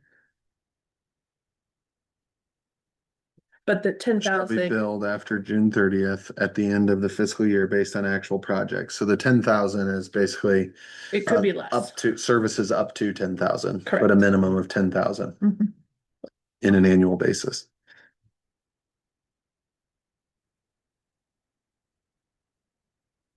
People are thinking I move. We, maybe you guys on. I'll second. Would they move the implementation fee to $10,000? Well, the 15,000, I believe is for the TIF. Is that including the TIF in there? I don't see Yeah, that it it's says including that. the TIF audit. Can we make sure that that's included in there? Yep. Can you amend your motion to make the motion to accept, but verifying that the 15,000 implementation fee includes the cost of the TIF audit? So Yeah. the TIF, the full service including TIF and the first year of service For 15,000. for 15 grand. Second from Russ. All those in favor signify with the sign aye. Aye. Opposed? Discussion and consideration of financing options for land purchase, city incentive for barbecue restaurant, traffic study, engineering, driveway, blah, blah, blah, construction staking, highway 210, turning, lane design, construction. Jenna's here for that as well. Gary Yeah, there was has a provided a memo. request at the last city council meeting, to provide some pros and cons to using some of the different options that the city has. And so we added to the memo. Again, probably the most popular would be economic development incentive monies, to, reimburse the 200,000 city incentive, which would be a grant that would be provided if they build a building that has a value of over 500,000, they have 8 employees and they get a certificate of occupancy upon completion. Capital reserve funds, again, I think there's. Can we speak to the, specifically to the TIF portion of it? Jenna, you're brought up to speed, I assume, and you're here. There was a potential, and now there's new legislation, there was a potential avenue to utilize an uncaptured commercial TIF district. If we can certify a debt for this project, that we could, in theory, or potentially capture a non-captured. This might also be a thing for Rebecca with Commercial fund securities. Oh, is Rebecca on here as well? Yes, we have both Bill Okay, Wilson thank and myself. All right. So is that, Rebecca, we haven't met, good to meet you. Are you up to speed on that? Do you? On the memorandum draft that Jerry provided, yes. Yeah, about 2 weeks ago, similar to your Mark, taking a step away from public sector, Heidi has also taken a step away. And so we brought in both Bill Wilson and myself. Bill Wilson is on the line today. He's a senior managing director and does a lot as well across the Midwest. So yes, I am up to speed on this and happy to answer any questions that you might have. Just let me know.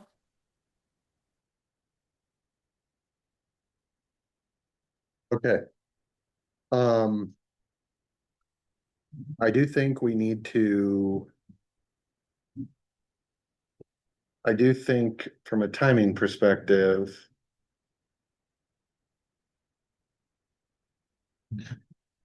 We need to, things are still moving, but we're going to need to make a decision about this in the next 30 days. Sooner than later. Okay, How we're gonna, can we revisit this in June? And make a final decision? Okay, can I have a motion to do that? Just for clarity. When you say TIF on this, I'd like for our future meeting, a clarification of whether this TIF is additional TIF based on the fact that we build a barbecue restaurant or the uncaptured TIF that we had not been. It's uncaptured. The focus would be the There uncaptured. should be two, right? We'd have to create a new urban renewal district for her specifically, I believe underneath Jenna, correct me, underneath an economic development. Urban renewal area, and then we could certify debt to her and recapture it that way. But we would recapture that over time because she's not doing any public infrastructure improvements, so we can't just fit it in the existing urban renewal area that she's in. And the timeline on that urban renewal area is shorter. So we'd have to create a new urban renewal area for her specific lot. And then we'd have to front the cash. Thought that The was road wouldn't, She's not doing that. yeah, the city's doing the rest. Fine. We're doing that. So that's why it doesn't make sense to front the money and then TIF the road because there's no incremental value on your road. What you do is you use the uncaptured from across the street to pay yourself back for the road. And the incentive, if you can certify that as the debt, and some of that's where there's clarity we need to get. No, that's all I was asking for. So, yeah, I'm fine table. That. Yeah. I want to make sure this. Part of the topic is what we're capturing, it's. We'll look at both options, but Do capture. we'll look at both options and then get the quantity, help with the clarity on the full thing. And Jerry, just another clarification, you go into the pros, you have, funds are replenished, but we're forgiving this, so there is no replenishment, correct? Doing with the economic development incentives. Right. They pay property tax dollars. Well, the incentive funds are, I think, loans and they take it. Right, that's what I mean. It's not gonna be paid back. Correct. Correct. Okay. But So, what does paying it back mean? That's a pretty broad thing, Yeah, and they get tax abatement for what, 5 years? potentially. Potentially. That'll have to be approved, but the, all right, so take, sorry, you have a motion? I move we table. For the next meeting. all those in favor signify with the sign aye. Opposed? Any abstentions? Next item on the agenda is J, discussion and consideration tax payment schedule for residential, commercial, industrial. That was a part of this. Discussion, Mhm. okay. So we'll do that in the next meeting as well. No, this is separate. Yeah. This This is is just when we separate. decide. This is that we need to schedule. decide Oh, what yeah, type yeah. of schedule we're gonna utilize. To establish a new for commercial, but it related to the barbecue. That's why we're looking at it. But that's what prompted it. Yep. And is this something that should get expert advice from our new financial or? Cause I see what the law says we can do, but I'm assuming anything less than that, we can also do, and I don't have a benchmark. Well, on the schedule information, there's Everything in is your followed. packet and Jenna provided that. Yeah, no, you don't need PFMs. Can we provide multiple? So I'm just looking at this real quick. This is a 10-year tax abatement schedule. That's what I was wondering. Do Can have- we provide an additional to that, a 5-year option that matches the industrial? Be her. Jenna, can we have two inside the schedule and You- apply? Yes. So you could have an urban revitalization plan adopted that offers one schedule for properties assessed as commercial and offers a separate schedule for properties assessed as industrial. But for both of those property classifications under an urban revitalization plan, the maximum the maximum is this 10-year declining percentage or the 100% for 3 years. So you could But do we a can get less 5-year than that. schedule, but it has to be equal or less than the maximum of the 10-year in each of the 5 years. So, I mean, you could do, for example, a 5-year schedule that was, 80% of the value added by improvements is exempt from taxation in the first year. Then you could do 60% in the second year, 50% in the third year, 40% in the fourth year, 20% in the fifth year, something like that. So each year it falls under the maximum set out in the 10-year schedule.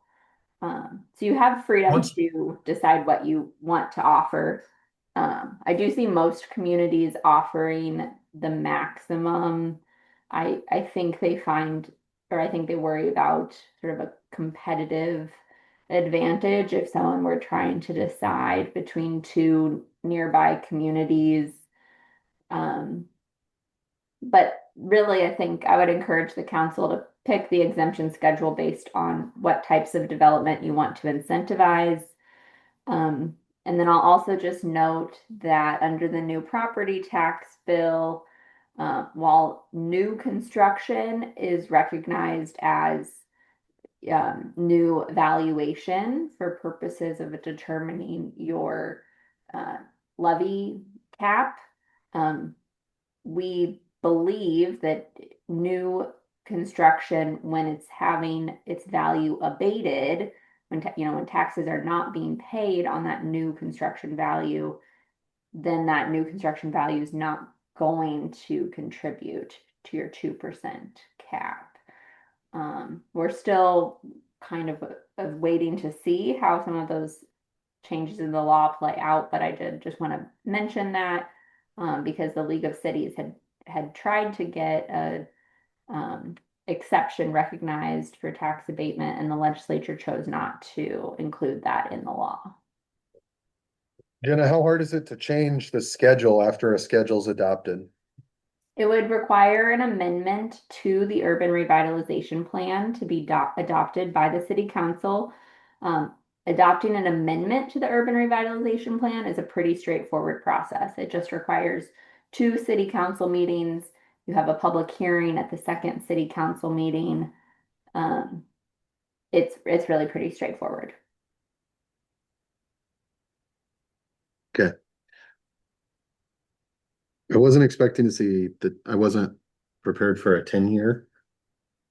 My mind was wrapped around the industrial state 5-year. That seems like obviously the maximum limitation you can offer is that the greatest benefit you can offer is the 10-year. In the commercial industrial, my mind, I guess, was more on the 5-year that we saw in the industrial. So that would be my only concern is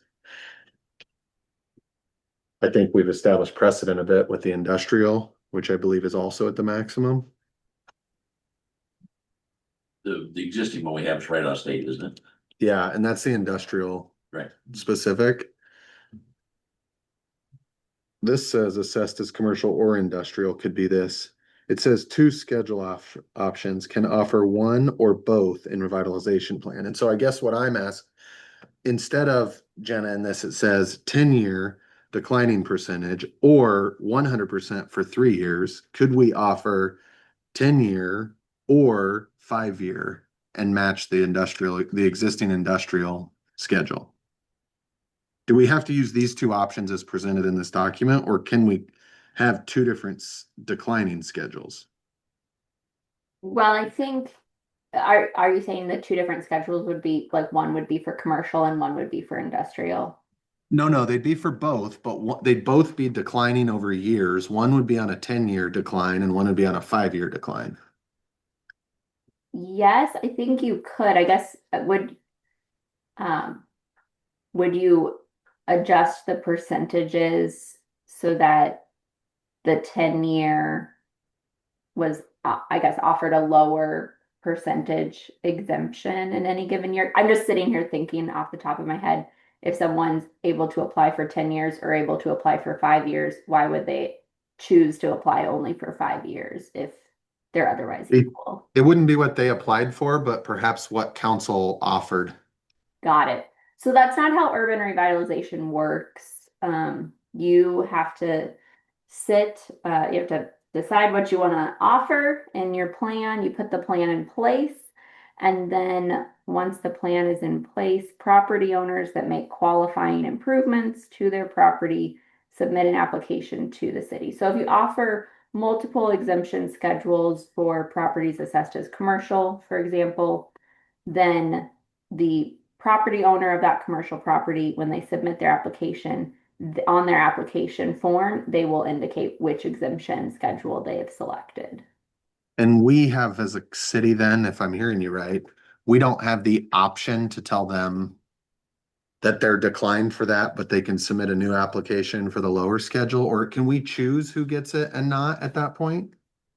No, so urban revitalization is not a negotiated incentive, the same way that, for example, TIF funded grants are a negotiated incentive, but urban revitalization is really a sort of set it and forget it type of incentive. You adopt the plan. So when you're deciding what exemption schedules you want to include in your plan, that's really the bulk of the decision making is right now.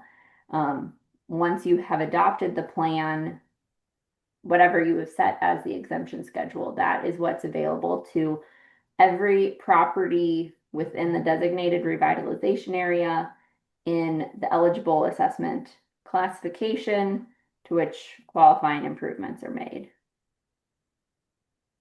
And so once the schedule is established, there is no recourse or no ability for the city to not provide that incentive to an applicant. Correct. I mean, yeah, if they make qualifying improvements, their property is in one of the eligible assessment categories, and they apply, then the property owner, the applicant, will be eligible for the tax abatement. Okay. I think we should table this up because I think that's a change from what I think we all understood or anticipated coming into this. So effectively, in If we put it in place, everybody can use it. the same, which is already in place in the industrial park. You're not convincing me I wasn't a fan of being. Right. I think it's something we're gonna have to do at some point. It's really hard to commit to a 10-year schedule right now on the dime, knowing that once established is you're on the hook. So we already have our industrial. The city council can always amend the schedule. And once you adopt that amendment to the Yep. urban revitalization plan, it would be a change that's effective immediately. So Okay. I think if the council wants to adopt an urban revitalization plan, the benefit that you gain, even having your 427B industrial tax abatement already in place, but the benefit is you could offer tax abatement to improvements on property that's assessed as residential, or property assessed as commercial if you'd like. But as we've also, discussed tonight, you have urban renewal and TIF funded incentives are kind of the other side of the card. So if you want to use urban renewal authority to negotiate specific incentives for specific projects, you have that tool available to you. And I would say if you prefer to negotiate specific incentives project by project, then urban revitalization probably isn't going to fit your objectives very well. I think we should table it. I don't think any of us are prepared We are definitely not prepared. for that. we table this to a later date, and we move on first. All those in favor signify with the sign aye. Opposed? Any abstentions? Thank you, Jenna. You're welcome. Discussion and consideration of revision to 2026 pool season schedule. Yeah, this was, on the agenda at the last city council meeting. Was it already The- approved or? Well, it's an issue involving the adult swim time. It went to Parks and Rec Board. They discussed it and recommended that the time be changed from 9 a.m. to 9 6 a.m. Monday, Wednesday, Friday. So they're putting it back to where it was. 6 a.m. 6 to 7 a.m. Monday, Wednesday, Friday is their recommendation. For 3 days a week rather than 5 days a week. Correct. To accommodate those who have interest in participating in adult swim early in the morning. Okay. The recommendation was on the question. Have we made a commitment to our staff that they don't have to be here? Okay, so we'll be able to get the required employees here. Well, we approved the schedule to begin with, but I think in the AM lab, it was always one employee that served the AM lab. I know, but this The means manager. still have to come here an hour earlier. That's all I want to make sure. Kelsey's aware of the requested change. Okay, good. I didn't want to say yes and then find out employee says no. So, Make a motion to approve. so just to clarify, that means there will be no AM laps on Tuesdays and Thursdays. Correct. Why did they do it that way versus the inverse and do Tuesday, Thursday at smaller sample to begin with, but okay.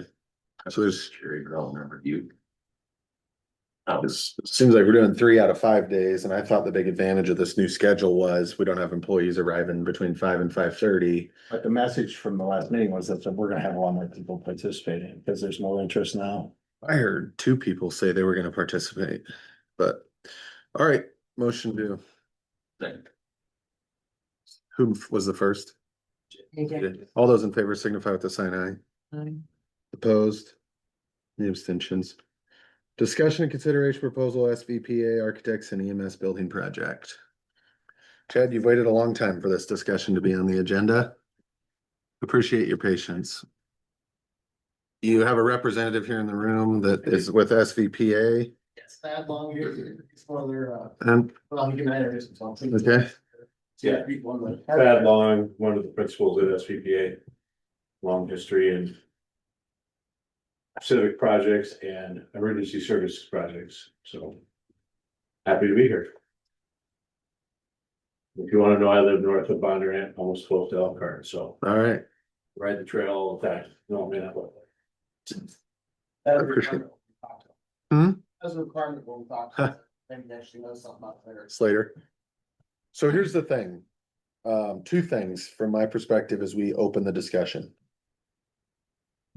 Hindsight being 2020, I think we owe the EMS a little bit of guidance related to budget, right? That we venture out on the beginning stage of a project with some sort of quantifiable amount. It's not necessarily saying that this is it and that's all. But we do give some guidance on that so that we don't end up with a community center library project again, that we're always chasing something because we set out, you know, to design what we needed and ended up at a budget that we can't afford. I want to make sure we give some guidance on, you know, what this council feels comfortable at this moment allocating to that. So that the design can be in consideration to that and point out the challenges of the budget, if those are the challenges to the needs. And then also, and with obviously no disrespect to SVPA, one thing I wonder about is we have a lot of partners, professional partners all over, and how do we as a council address, you know, anybody who wants to do a project, selecting their own preferred partner to lead that process, and where our existing partners fit in that process to assist us, not making sure that we're not getting spread all over the place with all different partners, but that we're using consistency in the partners and that partner is evaluating both sides of the passionate stakeholders and projects, but also the city and the city's perspective and the things that represent what the city's needs are as well. Do you see that they have, including Snyder and Associates, in the existing facility evaluation? And it says in collaboration with Snyder and Associates. So if I'm understanding this correctly, that's including Snyder's fees, correct? In this? So there wouldn't be any additional cost other than what's been proposed here. Right. The intent, I mean, it was my understanding you used Snyder for other things throughout the city. I mean, you had told me you're using MSA. That's one of the advantages of hiring SVPA. We are architects and interior designers. So if you've got certain trade partners or whatever that makes sense, we can build that team however. I did reach out to Eric Cannon with Snyder. Did I have his costs included? Which really it's all this is at this point is evaluation of really the 3 existing facilities. This one here doesn't make any sense to have 321, does it make any sense to utilize that? And part of the evaluation of the existing building is showing square footage we're currently using. Try to basically build a program that's very sensible. That, you know, what do they need functionally to operate out of? I mean, I understand we work in a lot of communities, you know, budget's always an issue. But then the idea is we're gonna use LiDAR and different things to. We're not doing a full survey, we're not doing a full design, we're basically coming back with some concepts. If you want to present it to the community, however you want to do it, basically get some feedback, some understanding of what the needs are, and here there's an evaluation of a few facilities. There's evaluation of the site that's suggested. And from there, the intent would be. At that point, you guys can start to understand the scope of the project. We can do some very high level budget type stuff. Projecting it out with an inflation per year. And then we can start to figure out how to align. The dollars that the city has or is available, or however, there's a lot of changes in legislature, we've been tracking those too. And then figure out how at that point we can align both the items. So really right now, this is an evaluation program, really kind of showing the need, which I think you know there's a need. But then looking at a couple facilities that I was told the council and mayor. Jerry wants us to look at and just see if it makes sense. So. Really a very early stage in the process. My only other comment is, while it sounds like we're getting a lot for realistically not a ton of money, I don't like the idea of only coming with one proposal for something of this scale.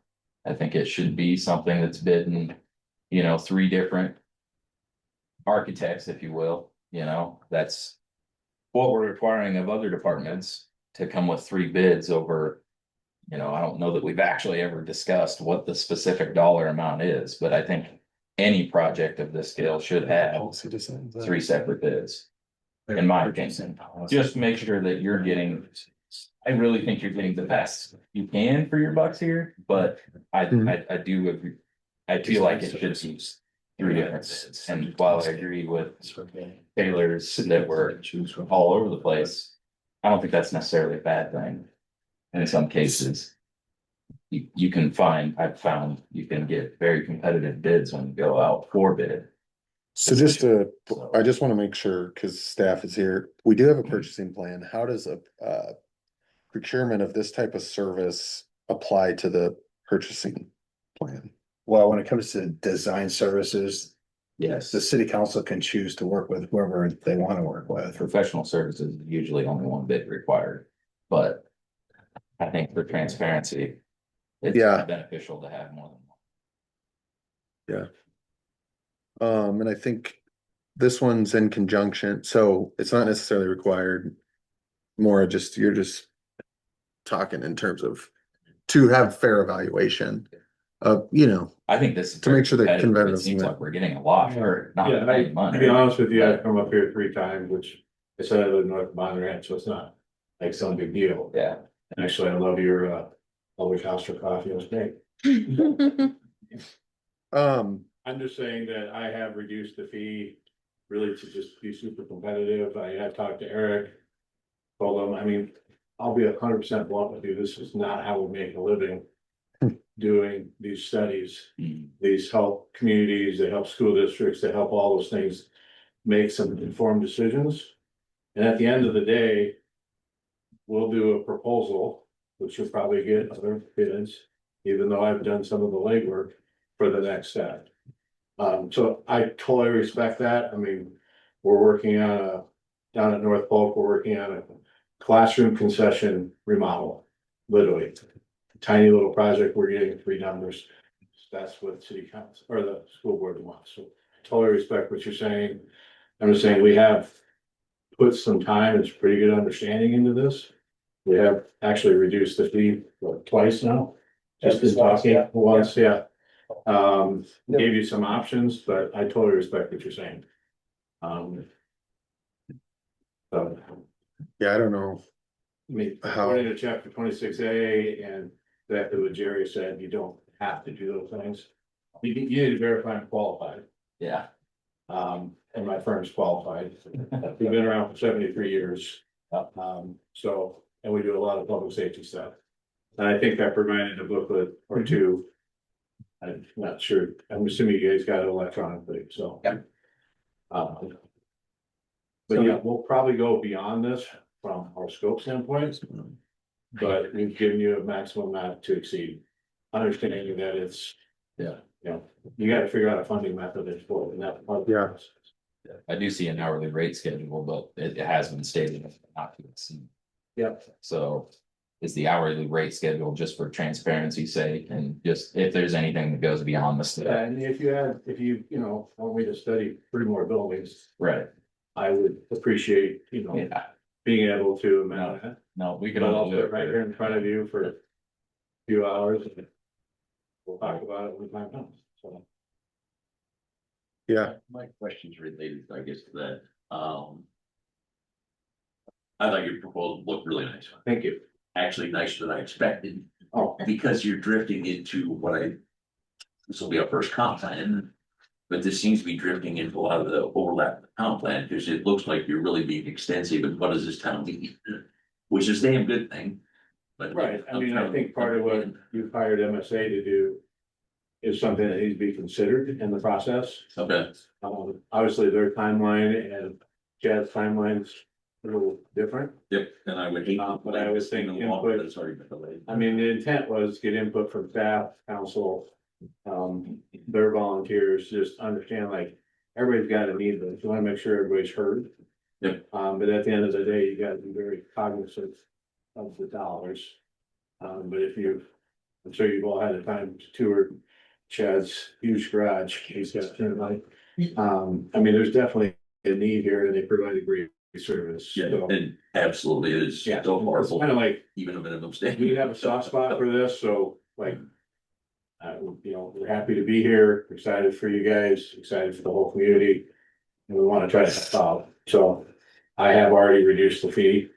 If you wanna go out and Yeah. get competitive bids, there should be a clear scope Mhm. in the RFP. Absolutely. And that's sometimes takes more time than, Yeah, better done that. I tried to be very clear in what we're trying to provide, and give you some options. And a lot of you guys to move forward, just as, I mean, obviously there's a need here. Yeah, So, it's all this. yeah. So Jerry, Lindsay. I've never done a comp plan, this is the first one of these. How much overlap am I worried about? Nothing, it just seems like this is really in depth. You can certainly spend time in a comp plan looking at public service needs, the response time of a. EMS department, fire department, public buildings, that kind of thing. Cause I'm trying to figure out, is the comp plan gonna get into things like intending to go north or south? Well, most definitely. So where's the divider, we must do that. What road should it be on for quickest access? I don't know the questions are even that. There'll be information that will be helpful. Right. Like the location. Response times is what you're looking at. Right. And yeah, if you're planning to grow completely to the east, putting it way on the other side of the industrial park may not make the most sense, right? All those things are logical. I mean, honestly, you guys have to answer how quick you're gonna see Slater grow. You know, to the point where really response times are gonna be a major issue, but one of the things I'll study on the 321, and honestly, this site. Is you're looking for other development to happen on Main Street, you know, happen right here. Yep. I mean, that's usually not the best place to put your first responders, right? Just, you want this to be active and vibrant, and also you want fire trucks or EMS vehicle running down it. You know, I mean, there's things that we'll look at just from a logic standpoint, and we would surely take input from an MSA of this site does make sense for emergency services or for a civic building. Okay, so this is, I didn't know if you guys are competitors or somebody to work together. No, I mean, that's what I said, I don't. Can I lay out a site for you? Sure. That's why I have Snyder as a consultant, Okay, because they're a civil landscape, they provide a different service. And I chose Snyder because I was informed by the city that you guys have worked with them many times. So no, we don't. MSA could be a consultant of mine, or I could be a consultant to them, depending on the scope of the Okay. project. All right. Like on a comp plan, they may want. They may want something studied architecturally. So that's what I'm saying, we're architects and interior designers. okay, so you can be compatible, like Yeah, the business side. yeah, we're very compatible. Oh. They may have some architectural services Okay, within their. That's whole company, they're okay, a fairly large company. It's not somebody I would compete with, it's actually somebody I've tried to partner with on a few things. okay, so you don't see this being a big conflict, Gary, Lindsay, being the only people who've done this kind of stuff? Nope. Okay, and my second question is, as a part of your scope, fire and EMS just logically say that's our emergency services. Will you also at least take a cursory look at where we're at with fire and see how they work together? If there's opportunities, I mean, I think part of it that makes sense is when we look at a site or two, is if we can understand at least the scope of their size of the Okay. building. Good. And we can at least dash it in.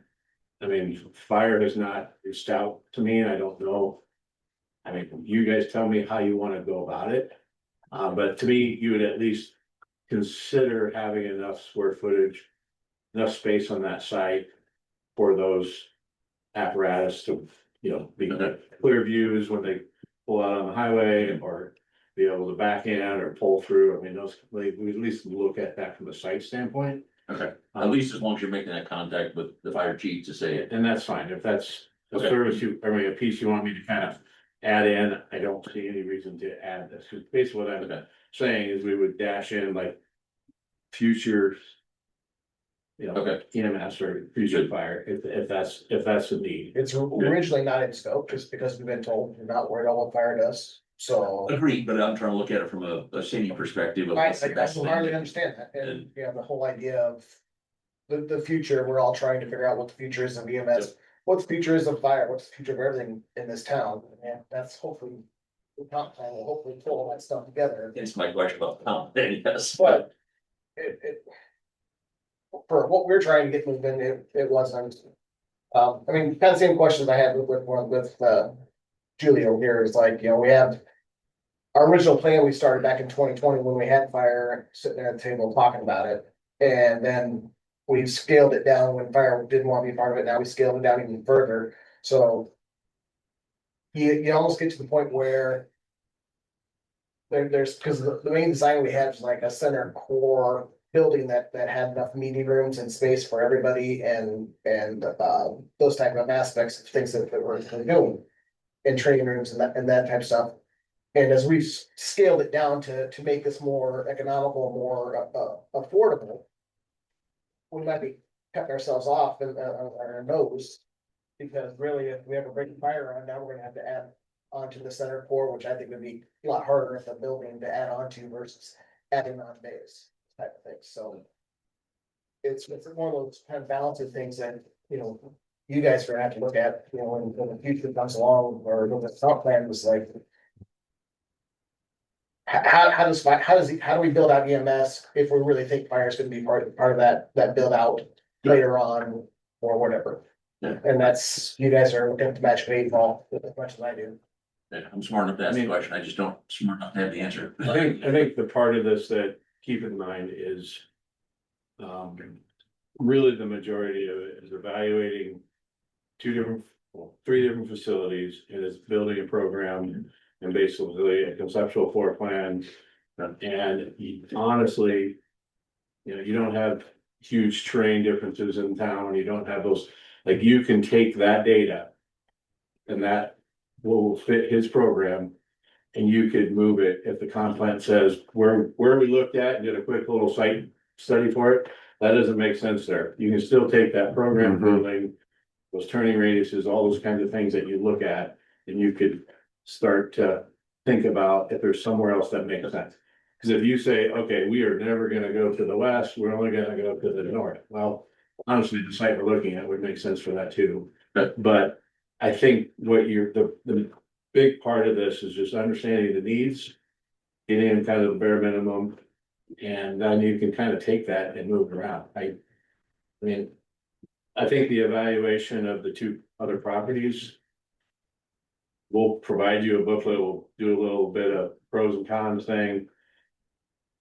I don't think it makes a ton of sense to go to those, but it was something was asked to do, but we'll definitely take a look and take a hard look at it. We made this as a priority for council right this year. Yes. And I know the comp plan is out there and coming, but I think this is something that I think needs to be addressed sooner rather than later as we move forward. And I know going forward, we're never gonna do what the past, how we've operated in the past and just let individual departments run with something. It needs to go through the city. We now have the staff to do that. But to stop this project for those reasons, I think is just postponing something that we actually need to deal with. So if I look at this, and I would just say that, does council even think 321 Main Street is a viable option? I mean, it's not gonna use the whole property, so what are we gonna do with the other half of the building? So if we want to look for not a reasonable solution, it seems that we would take a look at City Hall. And then we would take a look at a generic standalone building, no matter where it is. We don't have to say that particular lot, we don't need to take those things into consideration. But what would that footprint of a building cost us? Or what would it look like? And if we had those two options, I think as a council, we can make a decision like, okay. Now we need to either decide, are we gonna try to remodel or are we gonna build? And then if we build, we can look at all the sites and all the needs and desires at that point. It's a great point. My only caution is part of your overall cost is obviously gonna be the site development, no matter where you go. So, I mean, we can consider that to a point. If there are, like another site you. Well, I would hate to be tied to any one site at this particular point in time. Right, okay. So to go through all the trouble to study that. When we don't have what we want as the site would be premature to me. Or also raise all the objections of that site immediately when it may or may not be the site. Okay, yeah, I don't. I agree, since there's not a major conflict with the comp plan, it sounds like I agree we should go ahead, I'm not sure I'd wanna say. I wouldn't wanna limit what you're doing, so I guess I'm in half agreement, I don't know if I wanna say limit two, and that's it. So you want them to look at 321? I wanna look at things that seem like they'll work. Is that what? Right now, he's looking at 321 City Hall and a standalone on the school lot. Julie, are you saying this too as a way to potentially save cost with Yeah. the proposal? I mean, if we don't have to look at 321, if we're not gonna use 321, why look at it? I wouldn't say 321's off the table for me, but that's your opinion. Okay, I would say we should take it off the table. I think it's a horrible idea to get into joint tenancy with a private sector company and a public. I think it takes a full lift from 0 to well, if we look at 100. 321, we're taking the whole building because you can't divide that building. I don't see a pathway there. I would focus them in on City Hall, other city building or properties and brand new standalone, like you said. I don't see why 321 wouldn't work, if they come back and say it doesn't work. Fine, but I guess I don't like taking it off the table when I don't have the expertise to. So then are you basically then just shutting down any sort of economic development opportunity with the building? Until you hear back on the assessment? No, No, no. Cause it's part of the 13 grand. I don't think that's. It seems very comprehensive for 13 grand, so I guess I'm not going ahead. Not to interrupt, sorry, Greg. Yep. Is there another site or city building that I haven't looked at this week? What is the Lynn Street site for Slugger EMS? What is that? That's the open That's the- park space, north of the bank. north of the bank, that's the soccer That's field. on here twice though.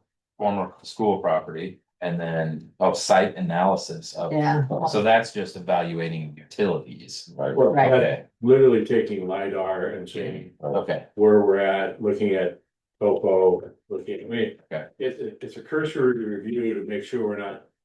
Like, oh, you've got to move 3 utilities to make sure this happens. Well, of course, that adds the cost, right? Right. So that, I mean, it could be any site for that matter. But that was the intent. I thought those were two separate bullet points, so I thought it was And it sounds school like lot and an addition to Lynn Street. we could use a lot of the information that you would gather in order to make future decision as far as like what we do, right? That's, What are you saying? Would it be beneficial for comp plan work potentially or? I'm thinking that, and as well as like, when it comes down to who ultimately is going to build it or whatever, that would be a city decision, right?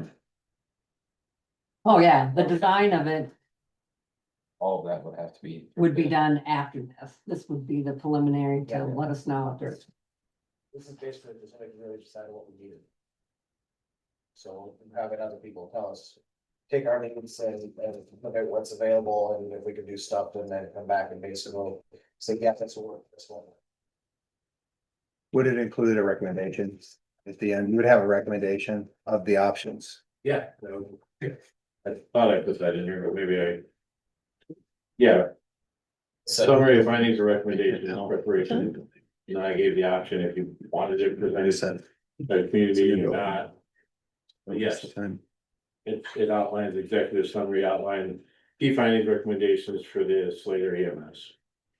So, Move to accept the project and move forward.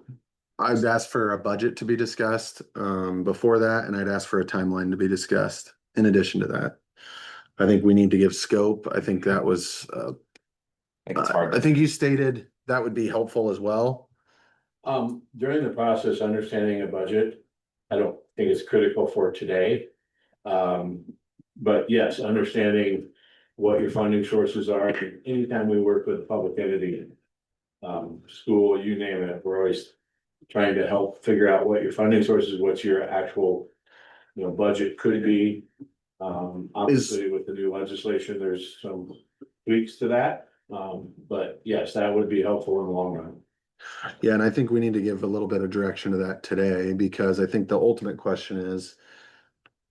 We as a council, can we issue debt in the form of a bond for EMS? As an essential corporate purpose? Wouldn't be essential. So then therefore, the general public would have to pass a bond vote to support a project like this at 60% or greater. Or any building.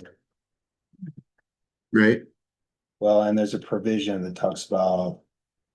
Like loans of a value of 520,000. Or less. You go through like a reverse referendum process. So does the council have an appetite to take this particular project outside of what's available in our capital budget to a project that they're looking to bond for? Is a big question I believe we should truly answer tonight, because it's unfair if the appetite to bond for this project, to go for a bond on this project isn't in this council's appetite. I guess I'm operating under a timeline that this is a 12 to 18 month based project that we're gonna try to deliver something. If we're gonna try to bond for something like that, then we get into scheduling and timing, conflict with potential other bonds associated with R38, Community Center Library. I think we need to be real with ourselves, because the last thing I wanna see happen is what we've seen happen, which is We did all the design and scoping and needs assessment, and guess what? The needs say 1.8 million. How the hell are you gonna pay for it? And I don't wanna be there in 12, in 6 months when the analysis is done and say to Chad, well, we don't really know how now. Can you fundraise? And you go down that rigmarole that Jen's lived for all these years. We gotta give some sort of clarity here, otherwise needs is the only focus, and then but needs evolve with the financial budget. You start to make those tough decisions. And I'd rather, Learn, not to interrupt, but yeah, as you learned, costs don't go down. It makes, so if you don't have an end goal and you don't have how you could potentially fund it in mind, you're kind of chasing the rabbit, right? Because the states said what they're gonna do, they're gonna hold you to 2%. And guarantee you, construction costs aren't going to play with that. They're gonna keep going up. yeah, So, and we and can't, all of a sudden the goal of this is that you understand the need, you understand the size, you try to identify a budget, and then you can go and try to figure out a funding source. But if you're not willing that this project could happen in the next 2 years, whatever, 24 months. Because there's certain timelines we gotta hit, to even get a referendum in November. yeah, So to hit your 18-month schedule, that would be really tight. and maybe that's just mine, but I look at it and I think we know we have a bond referendum that's gonna be discussed. We've given direction on R38. We know there's a potential bond that will have to be utilized to fund part of that project. Whether council ends up green lighting that or not, we know that's on the docket. We know we have a lingering community center library topic to deal with. And we have limited funds. We can go design another project and then sit here with all the projects and then try to bond for all of them or separate bond referendums. Is this a cash-based project or are we gonna seek a bond for this project? Because that quantifies available funds immediately. I guess in my opinion, when we did the CIP, we prioritized this as one of the 3 projects. We did not talk about what the funding source was gonna be for any of the key projects, but we did. I guess I thought we made a commitment to those. So yes. We did, and in order to follow through on that commitment, I think we owe clarity on the financial pathways that we're comfortable with to fund a project like this in this moment.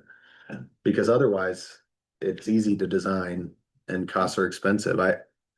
Well, they're not really doing a full design, right? Right. You're gonna have It's more of a conceptuals study. in the It's end, more of a floor study. plans. Isn't it more of a study? I guess You're that's- doing more of a study. You're not Right, there will designing. be a few graphics from it. Yeah, I think it's hard for me to hold the dollar amount without knowing what the plan is. Right. So, and I think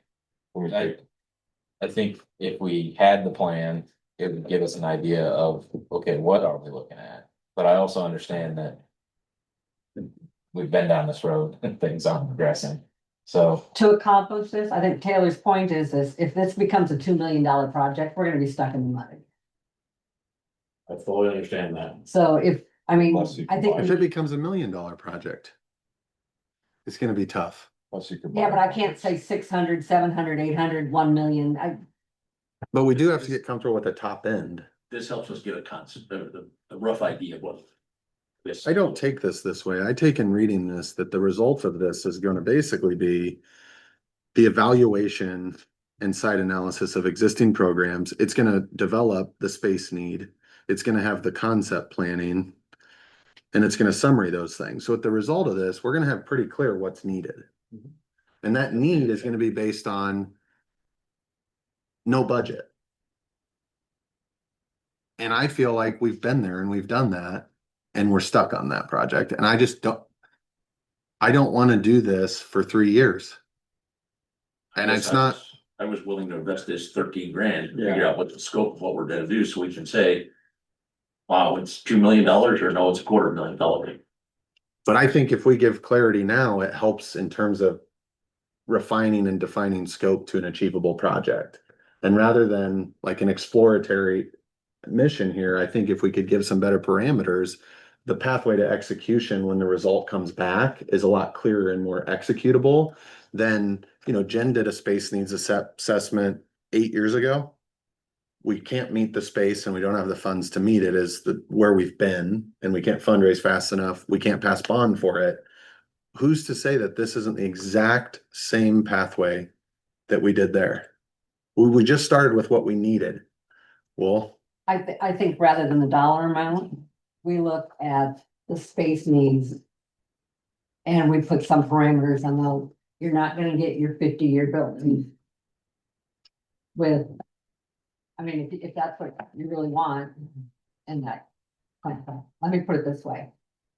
If you want a building that is all encompassing for what you think EMS is gonna need for the next 15 years, we're probably not gonna be able to do it in a timely manner. If we want a building that will meet the needs that we have now, plus the added additional needs that we need in the near future, that we can actually fund for, or that we can actually fund, then it's very doable. But if you come up with I don't know, how large of a building. I mean, if you looked at the space. I looked at the square footage at 321, and that whole building, at one point we said half of that would be sufficient. Is that? That's what we looked at, we talked about that north half, that'd be more than that. So you're looking at something in the square footage of 2,000 square feet. 45 by 45. What's that? 2,400. So 5,000 to 6,000 would be the whole building. I gotta look at this. No, the whole 321, the whole thing's 4,000, so you need half, that's. 2025 is 45 by 45. Is around 5,000. 2025. So we have to keep that square footage in mind when you look at the Independence facility, not a facility that would be, Yeah, the intent was not to design a Taj Mahal. okay. I'm not saying anybody, and just to clear, I'm not saying, for the record, I'm not saying anybody did that. I'm not saying our learning No, I'm not project saying designed anybody. Taj Mahal as much as it just designed based on needs without parameters to help I them. think we give them the parameter of square footage. Rather than dollar amount. Okay, and we've just gone through an exercise where we learned a little bit about square footage, right? $400 a square foot. But that was for a different type of building. Agreed, but that was $800,000. Is 2,000 at $400 a square foot is an $800,000 project. Okay. That's more of a cash, that there would be cash to execute that project. There could be other funding sources to fund it, but I think it makes the job a lot easier for us to deliver after the assessment's done if we quantify some of this on the front end. Let's quantify the space, not the dollar amount. I'm not saying we have to appropriate dollars or that, it's in discussion, giving some appetite for that. But yeah, Like a budget, huh? what dollar figure is the CIP? 1.2 million, I think. Yeah, I couldn't remember. And I just think we just have to realize what projects are gonna push us 1.9 It was like, yeah, Chad, the range. in the CIP. For the, like, new construction, 1.5 to 1.9 million approximately. So. The smallest version, and that was just taking that number that, what was that other company? The last company gave you. You know, Yeah, said for square footage, it was somewhere around the 1.1 million up to 1.9, 2.4, depending on what all we did as far as what we had to have for. Again, it goes back to your comment, what are you gonna do with fire? You gotta build the center part right, or, cause it's harder to add on those type of things. In my opinion, but I'm not an master engineer. He'd probably tell you. Well, that's not a question we're gonna be able to answer. I don't know. yeah. Make And I- it freestanding So, what I'm building. saying is, that's why we got it down, we started originally at like 3.5 with fire and got it down to the 1.9 to 2.4. Then we got her down even lower, based just this plain square footage, that number somewhere around 1.1. I think the secondary factor is, and I watched this happen at the school board meeting. They went and they paid for an assessment to get their enrollment analysis done. It came back to the school board and the school board said, no way, that's way under what our growth is gonna be. And made an amendment as the school board to say what their growth was gonna be and based everything on that and proceeded down this project road. I do think there's a reality that we can go out and pay for all these professional opinions, but everybody here has an opinion about what the size of the city of Slater is gonna be in 5, 10, 15, 20, 25 years. And I think it's fair for us to be real with ourselves to say, are we asking this project to solve the 50-year City of Slater project, or are we really being realistic with ourselves to say, think 20 years or less in a solution? And what's our population gonna be in 20 years or less? And think more that way versus, How about 10 years? or 10 years or less, right? I'm just saying, if you scope some of this, we all have opinions on that. Sure, there's research out there that says that. But we're gonna have to get comfortable with it in the end, and all I'm trying to do is put it on the table now. So that when it comes back here. You have a council that's gonna take action to deliver it. And not gonna say, holy cow, we need to do some research to figure out how to fund it. Well, how are we gonna fund it? Well, maybe we could try a bond. Well, that bond failed. Well, what should we do now? Well, that just, So we have a motion on the floor, right? To approve the proposal. Yes. I'll second that. which I'm totally supportive We have of. a second. I just want some quantification for their. 321, so you want to modify it, so if you want to. No, we're leaving 321 in, that was the motion. We had a second, Russ, second. All those in favor signify with the sign aye. Aye. Opposed? Any abstentions? So we're good to continue to progress in economic development submittal on 321 Main. Sure. Okay. We're not saving it. I think we'd be remiss to stop trying to get somebody into it, and if we get the building committed, then. Totally. So unless. Yeah, It'll come off your list. You'd use the back half of it. Yeah. Is what, that would be, and I don't think it makes a ton of sense, but I'll definitely study it if you want me to. If you have something else you want me to study in lieu of that, fine. No, let's keep it in and.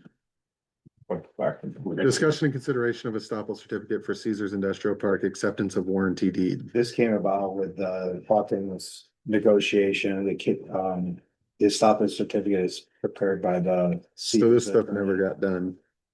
It just shows that the development is in good standing for the most part. And then the next item is the certificate of completion for all the public improvements, which Snyder. Discussion on this?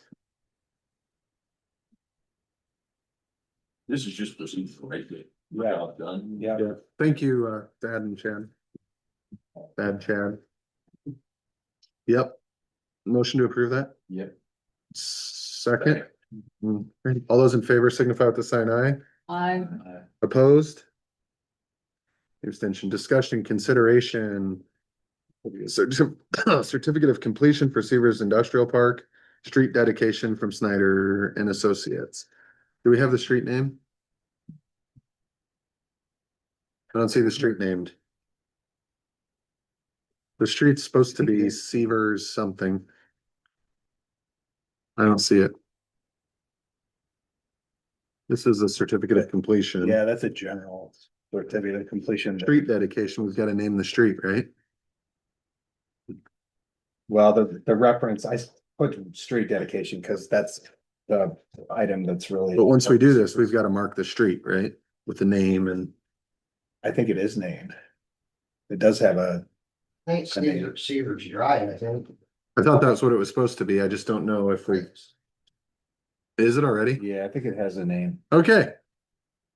Motion to approve that. Certificate of completion for Severs Industrial Park. Everything's taken care of. It's in good standing. Street lights are in, that was the last thing. There was Fire hydrant fixed. Second, first from Joel, second from Russ. All those in favor signify with the sign aye. Aye. Opposed? Any abstentions? Okay, discussion consideration, feel free, Mark, to leave. You don't have to hang for us. These are gonna be non-eventful for you. Discussion consideration ordinance for mobile food trucks. A lot of work's been done on this. A lot of feedback's been gathered. A couple of things. Is there I don't. Curious of if my kid wants to sell lemonade and cookies. There's a number of stands in here. Is that something that's not required? I think that'd be like something that'd be regulated by the state of Iowa, like a food stand part, like in a larger community, you see a lot more of those. And what about somebody else selling baked goods in their driveway? If it's like a 4-H and all that, you mean, or Oh, somebody. Like just kids. kids? I've never I don't had them think get we want permits. to regulate kids, so. We're not I going would to agree, but- cookies. My kids made a lot of money. It's in here stands, so. I thought there was an exception, because I had the same thought. Yeah, there is an exception in here too. I'm looking for where it is. Is that, Or 501c. there's a lot to read in here, That made me but. bucks on lemonade. The other question is And then more important for The, me and you. leave food cart unattended upon right away, obviously that's not it, but what about a food cart unattended? On private property? Somebody selling baked goods or something of that nature. And that's the way I'm reading a lot of this is that falls under the permit requirement. Yeah, I don't think the intent is to regulate kids that are selling lemonade and cookies Not in their just saying, house. just kids. Just kids, I'm not saying just Okay. kids. Well, Just I making think a point. you probably need like just kids, because if an adult decides to That's what I'm saying, I mean, open a stand. We have one or two of those We have already. definitions of food cart. that's what I mean, it says it in here, food carts. And so you're saying that every resident that wants to sell baked goods has got to file a permit? Well, really the idea is, Truck or a trailer to do it It's a in. food cart, but there's food carts listed in here. You're gonna sell them stuff to garage sales. Yep, people at garage sales. That all technically falls under here, the way I'm reading it. A food cart means a non-self-propelled vehicle, food established that facilitates the preparation, marketing and sale of food. So are they So it has preparing to it? fall under all of those, Yeah, okay. So that's a little bit of clarity. that is whole and unprocessed. The other thing I don't like is that for city events, they're not required to file a permit. If somebody gets sick from a trailer, we have no way of tracking that. anything that's a special event would come to city. I still think that they should fill out a permit, they're just not required to pay the fee if it's a city event. Then that's no, they should have to they have to have a permit for the That's city it. to allow. I think the reason it's that way is because the special event. It It has to be all the says- applications, right? Well, not always said. Permit required. Like for the community club and 4th of July, don't they do all the applications? Yeah, so if there's a business that the city is doing an Okay. event, Mobile food truck vending units or food stands operating within city approved special events shall not be required to obtain a mobile food vendor permit from the clerk. But shall comply with all federal, state and county requirements for mobile food vendors. But we don't have a way, it's 124.08. So it says it right there, they're not required to fill out a permit. for a special event. Because the special event was the permit, right? But we don't have a way of tracking that. We have a list of all of any club. Yeah. But that's how you Does track that, it. does that hold up? Are the permits available online? Not yet. Can an individual pay for a permit online? No, So an individual who's gonna come here and vend has to walk in our office hours that are 8 to 4. they have to get a license from us. Well, it'd be the vendor that would apply. for. So they gotta come here between 8 and 4, Monday through Friday. To be able to be a vendor in our. To your community. point, we could definitely make it available. I electronically. mean, more code is more code. Who's gonna enforce it? What's the penalty for not having it? Those are questions that I ask, but more so really the execution of it, because I don't think the intent when this started was to make it impossible or hard for food trucks to come to town. No. It was to make a standard, and to me, at the moment, if we don't know the way that we implement this to make it effective. And doable for a food truck, these food trucks aren't coming up from 9th Avenue. And 10th Avenue, these food trucks are coming from Grimes and Adair and Waukee and Ames, and. So now we have let them know that. yeah, we'd love to have you guys come here and vend in our community. It'd be great. Can you come between 8 and 4 today to get a permit and pay for it? So you would like that in the ordinance? We can add that. No, it doesn't have to be in the ordinance necessarily, but I'm just thinking through to the practicality of the administration of a new code, because if I work and I run a food truck on the side, I have to go to a lot of accommodation to get here during our office hours. And so I think there should be some thought process into, can we make an online process available so that a vendor that wants to come here can comply? Because that will reduce the scenarios, in my opinion, of non-compliant violation of this. Somebody from Adair, the pizza, Zips Pizza, who makes great pizza, they're not going to drive over here to buy a permit Monday through Friday, 8 to 4. They might have the station or somebody come in to get it for them. I just want to make sure that we know how we're gonna administer this. Because the intent wasn't to be deterrent to food trucks. It was to create a process Like building and then standard. we could do it, add this. It doesn't specify. Yeah, we should be able to. And then we need a way to provide them that permit electronically. We should be able to do that too. That's my opinion Electronic. from the administration standpoint. So make it electronic. Huh?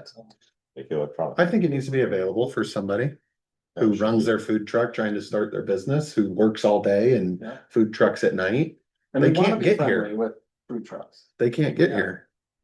AJ, would you like to see some language on exemptions for certain scenarios? You could say farm carts, you know, farm Yeah. farm to table, you know, all the things that, you know, some of that, or, you know, specific food stands located on private property. I mean, I'm thinking of like everything, and I don't know that, and then the permit required for city events, I think it would be smart for us to have that. I'm also curious, I didn't see in here the dollar amount. So real, Listen. That's what I figured, but just going. curious of that also. 150 is what was discussed. Just going back to that section AJ read, I think what I heard AJ say he wants to remove the section that vendors a part of community-wide events are not required to get a permit. I think he wants the words to read something to the tune of vendors a part of community-wide events are required to submit a permit, but the fee will be waived. Yes, we can add that. So then they call you, I guess, and submit it and you send it. Make it available online. That's just my opinion. I mean, I think you gotta make it. Any permit should be available. I think In my opinion, but we do need to make it so that they can call in here, pay with a card and receive their permit electronically. or drop it in mailbox, you know, the water. Box. I think. Would you like to see those revisions and then us put it back on for the June 16th or 15th meeting, or make the changes, send it out? Take action. I To just set it prefer to read through it before we act on it, but. I think that's wise. I think. Okay.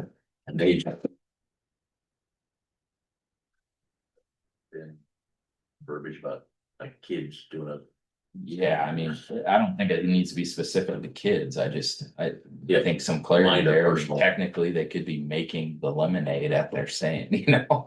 Based on the mobile food cart definition, it does provide clarity though, that if you're not making the product inside of the cart in the moment fresh, having a distribution center, if you will, versus Yeah. the manufacturing of it is different, right? Do you see enough clarity there between As long as we don't run into issues. I mean, the other side of it is gonna be, who's calling these in and who's enforcing it and what's the enforcement? that's the problem. Is the thing I always struggle with on every single ordinance we pass. Yeah, cause that was where I had brought up the church thing, and the church, you know, the chicken noodle them on Golden Day. That's where they caught me on the unless, or permits required unless, and that's where it had some of those exclusions, but I don't think, quite reread, I don't think it covers the person in their driveway selling lemonade. So if you want some alteration there, I don't think it needs to be specific to lemonade. I think it's bakery stands, if you're selling baked goods at your garage sale, I mean, or there's a number of those. Yeah. Maybe we could do maybe as a small government here, we could find a way to tax those people. There you go. Just kidding, just kidding, just kidding, just kidding. Well, I that don't, says that. I don't believe in taxing. Well, it says that exempt from taxation, so yeah, but you can take a general term. Yeah, take that off, please. We'd like a local sales tax on that. We'll work on those changes and So if provide a so draft. they're required to get a permit for like the 4th of July for community club, are we as community club required to, like, are we gonna have to tell them that, like? Yep. Hey, you're signing up, but you have to get a permit from the city too. But if it's an event, there's no charge. We just need the Alright, document. no charge, okay. We just wanna know who's in town doing what. I mean, Okay. it would be pretty easy that We'll once just they send you sign the up, you application. just shoot in the application, you know? But yeah, I agree also that most permits should be available online. Well, I mean, as a whole, all Yeah. permits should be. I just want the. Yeah, so if it's, so effectively a private. If I hire an ice cream truck for my kid's birthday, I have to tell them to get a permit. Mhm. Yeah. Right. And if the Boy Scouts, like they do on tailgate on Main, walk around with coolers and sell burritos or whatever that they've sold, they have to have a permit. No, they're not No. preparing it. Boy Scouts are not. Aren't they like not for if They're So nonprofit. then it comes down to preparing it, so. Is there verbiage that we should have in there that if it's. What's preparation of an ice cream cone? Not. I think that there's some holes. So myself, I can understand maybe permits required for businesses and stuff like that, but like. To Taylor's point, if you're bringing an ice cream truck to your kid's birthday party. Hopefully, they've already filled out a permit for the year, but. I do think it'll have an effect that will reduce the number of food trucks that'll serve the community, and that's part of it, but hopefully those people. I always heard Sean Bertzel argue here, or state, you know, that. Food trucks have a unique advantage and they can just come in and leave and do nothing outside of just sell some meals and make money and leave, take that money out of the community. And that I know was frustrating to somebody who owned a restaurant in town. It felt like in those conversations to me that. Well, if they're gonna be on public property, if they're gonna be on our property, they have got to get a permit, period and period. I think that makes a lot of sense to me. Private property is hard and the enforcement and who's gonna Private check property, it. if I it's just, open to the public, Yeah, I wouldn't hate some verbiage that said that if it's not open to the public, no permit may need to be required, you know? I if you're would, not selling it and giving it away. I mean, you paid for the truck to be there or something, you know? Technically, they're not coming for free, so. So you wanna change 124.12 cause that requires a permit on private property? I mean, yeah, I don't. 124.12, no mobile food vendor shall operate mobile. Private property without a mobile, yeah, I mean. It's not So it's not specifically that open on to. private, as long as it's not open to the public. If I put it on private property and I'm having a public event, then So you that's permit. an exemption if it's not open to the public. Yeah. Private. Something in there that was more specific, yeah, it's not open to the public. We went round and round about private property. I had a bit of a concern on letter J. It says operate a generator or vehicle engine in a manner that produces visible smoke, excessive noise. Or excessive exhaust fumes in a manner that creates a public nuisance. That's all very subjective, you know. A nuisance to who? What is excessive noise? our nose We ordinance. have ordinance. The that has- noise ordinance. Yeah, I guess that's where you'd have to go. The issue, we did have 70 decibels in here, but we don't have any tools to measure that. And possibly maybe the sheriff's office could do that, but would they? I don't know that they would respond to that. Maybe they would. But if you're gonna have a decibel amount, you need to be able to have a tool to measure it. Have a you can buy. process in post. They don't carry Decibel. decibel machines. Decimals are measuring amplitude, volume, basically. Frequency is another component to sound. It is my strong opinion that if we have any generator that's running on our main street for many nights in a row, if that's, I think that's an issue that needs to be addressed. How do we fix it? What do you propose? How do we?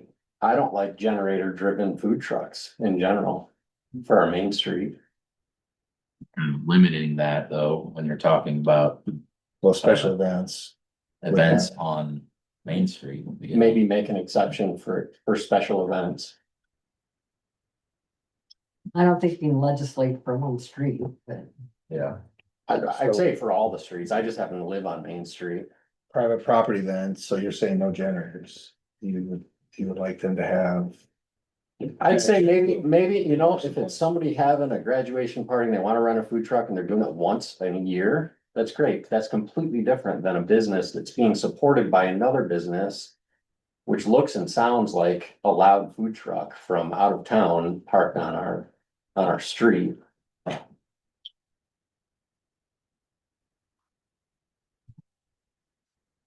I think that it's no secret that you've dealt with a specific business that has used a food truck as part of their business model. That the responsiveness to, or the attempt to create or extend effort to reduce that with multiple complaints, various different people's complaints, was slow and has been slow. I know they have created a drive and put some power in there now and used it on Sunday. Right? I don't know, I wasn't around. I think they used it Sunday. I don't know if that they anybody did was. not use it on, I believe it was Friday. They went past 10 o'clock at night. It was a particularly loud food truck. Yeah. So I would ask this question. Would you be amendable to the revisions are made? We can't pass an ordinance tonight anyways. We do a first reading. These adjustments are made. Let's get those adjustments on the June meeting. Let's gauge and see. Is the infrastructure that's been invested in being utilized, or are we continuing to have the same problem again? And if in 30 days, we'll have feedback, we'll have revised language, and we proceed with assessing this. Is that amicable to where we sit today? Is that they don't need a permit at all. The difference And- is the revenue source. The Or difference regulation. is that they will need a permit in the future, and if we get complaints as a city council, we can deny permits in the future. And so we're not delaying that occurs.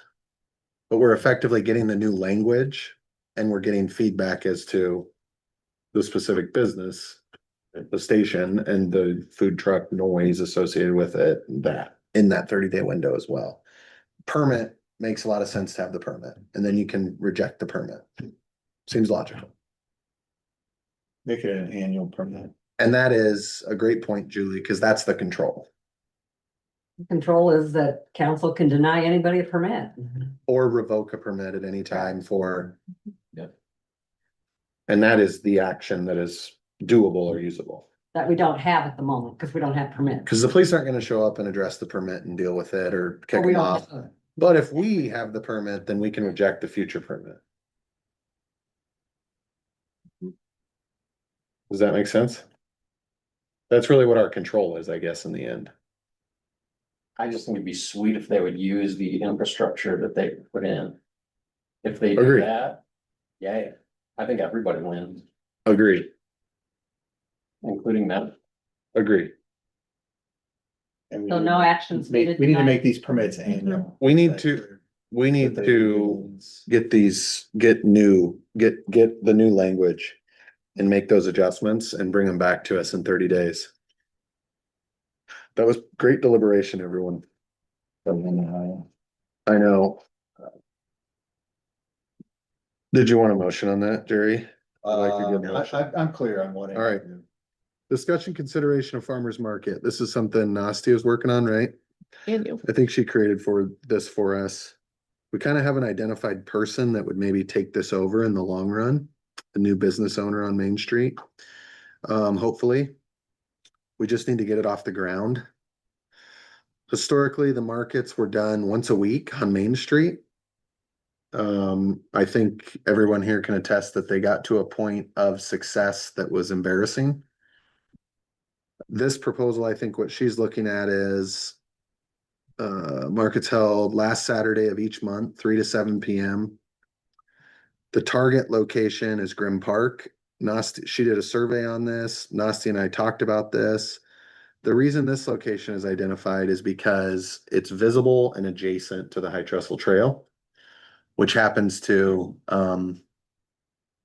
process the highest amount of traffic that our city has. The ultimate question here, I think, right, Jerry, what you want is you want the green light for Nasty to continue to develop this. Correct. Knowing that the intent is that I think Jerry's wanting to be cognizant of how much of this is, non-official city business and official city business. And how much do we use staff resources to do that versus not do that? And I think Community Club was approached on something like this and does not have the capacity or volunteerism to take this on.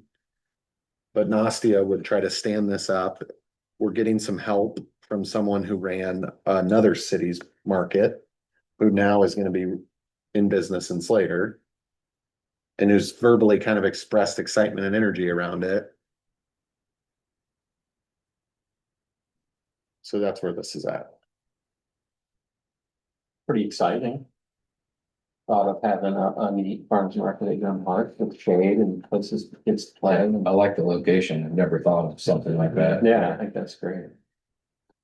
You don't think parking will be a problem with all the bicycles that are already parked there? Well, you've got a baseball lot. I've always thought, a full parking lot is a great sign. It means the food's good. It means the place is exciting. I agree, I think parking's always challenging. I think I can just speak, and AJ can attest probably. As a parent of young kids, the Main Street market was extremely unattractive. I'm not opposed to it. Let's A not even spend time on it. setting like Move this forward. creates Forward. Where did it actually at? Syria. I think kind of she was working on some mapping of it, kind of, but laced throughout the trails in the park. To not. So you'd have vendors. Have you ever been to It'd be more Maxwell? than just the farmer's market though, it'd be Yeah, music and. the goal would be to have music, to have crafts See more fairs, festivals. maybe you have some food vendors, right, with permits. But not actually used for it. Not focused on the parking lot, trying to identify and use the spaces in the park where they could park. And everything. There's the gravel parking lot, so there's space Do there. we have a budget for this? We're Of not- course, selling lemonade without a permit. We don't have a budget for this. Hope we go But on. we What will I- be using city funds to support it. Staffing. She will staffing, but she you was think going to it's send a staff? letter requesting some sponsors for any entertainment that we try to do. Mhm. The non-charging is to make it popular. It might struggle the first year, admittedly, but I make the motion to approve that plan for the horse market and execute it. Second. all those in favor signify with the sign aye. Aye. Opposed? Any abstentions? And make a motion to adjourn. 9/11. Oh, that's not good. So see. Better wait another minute. Yeah. 9/11. Oh, no. Good. Motion to adjourn 9:12 PM. Can I have a second? Second from us. All those in favor signify with the sign aye. Opposed? Good night. Thank you. Thank you, Slater. You put this in your head.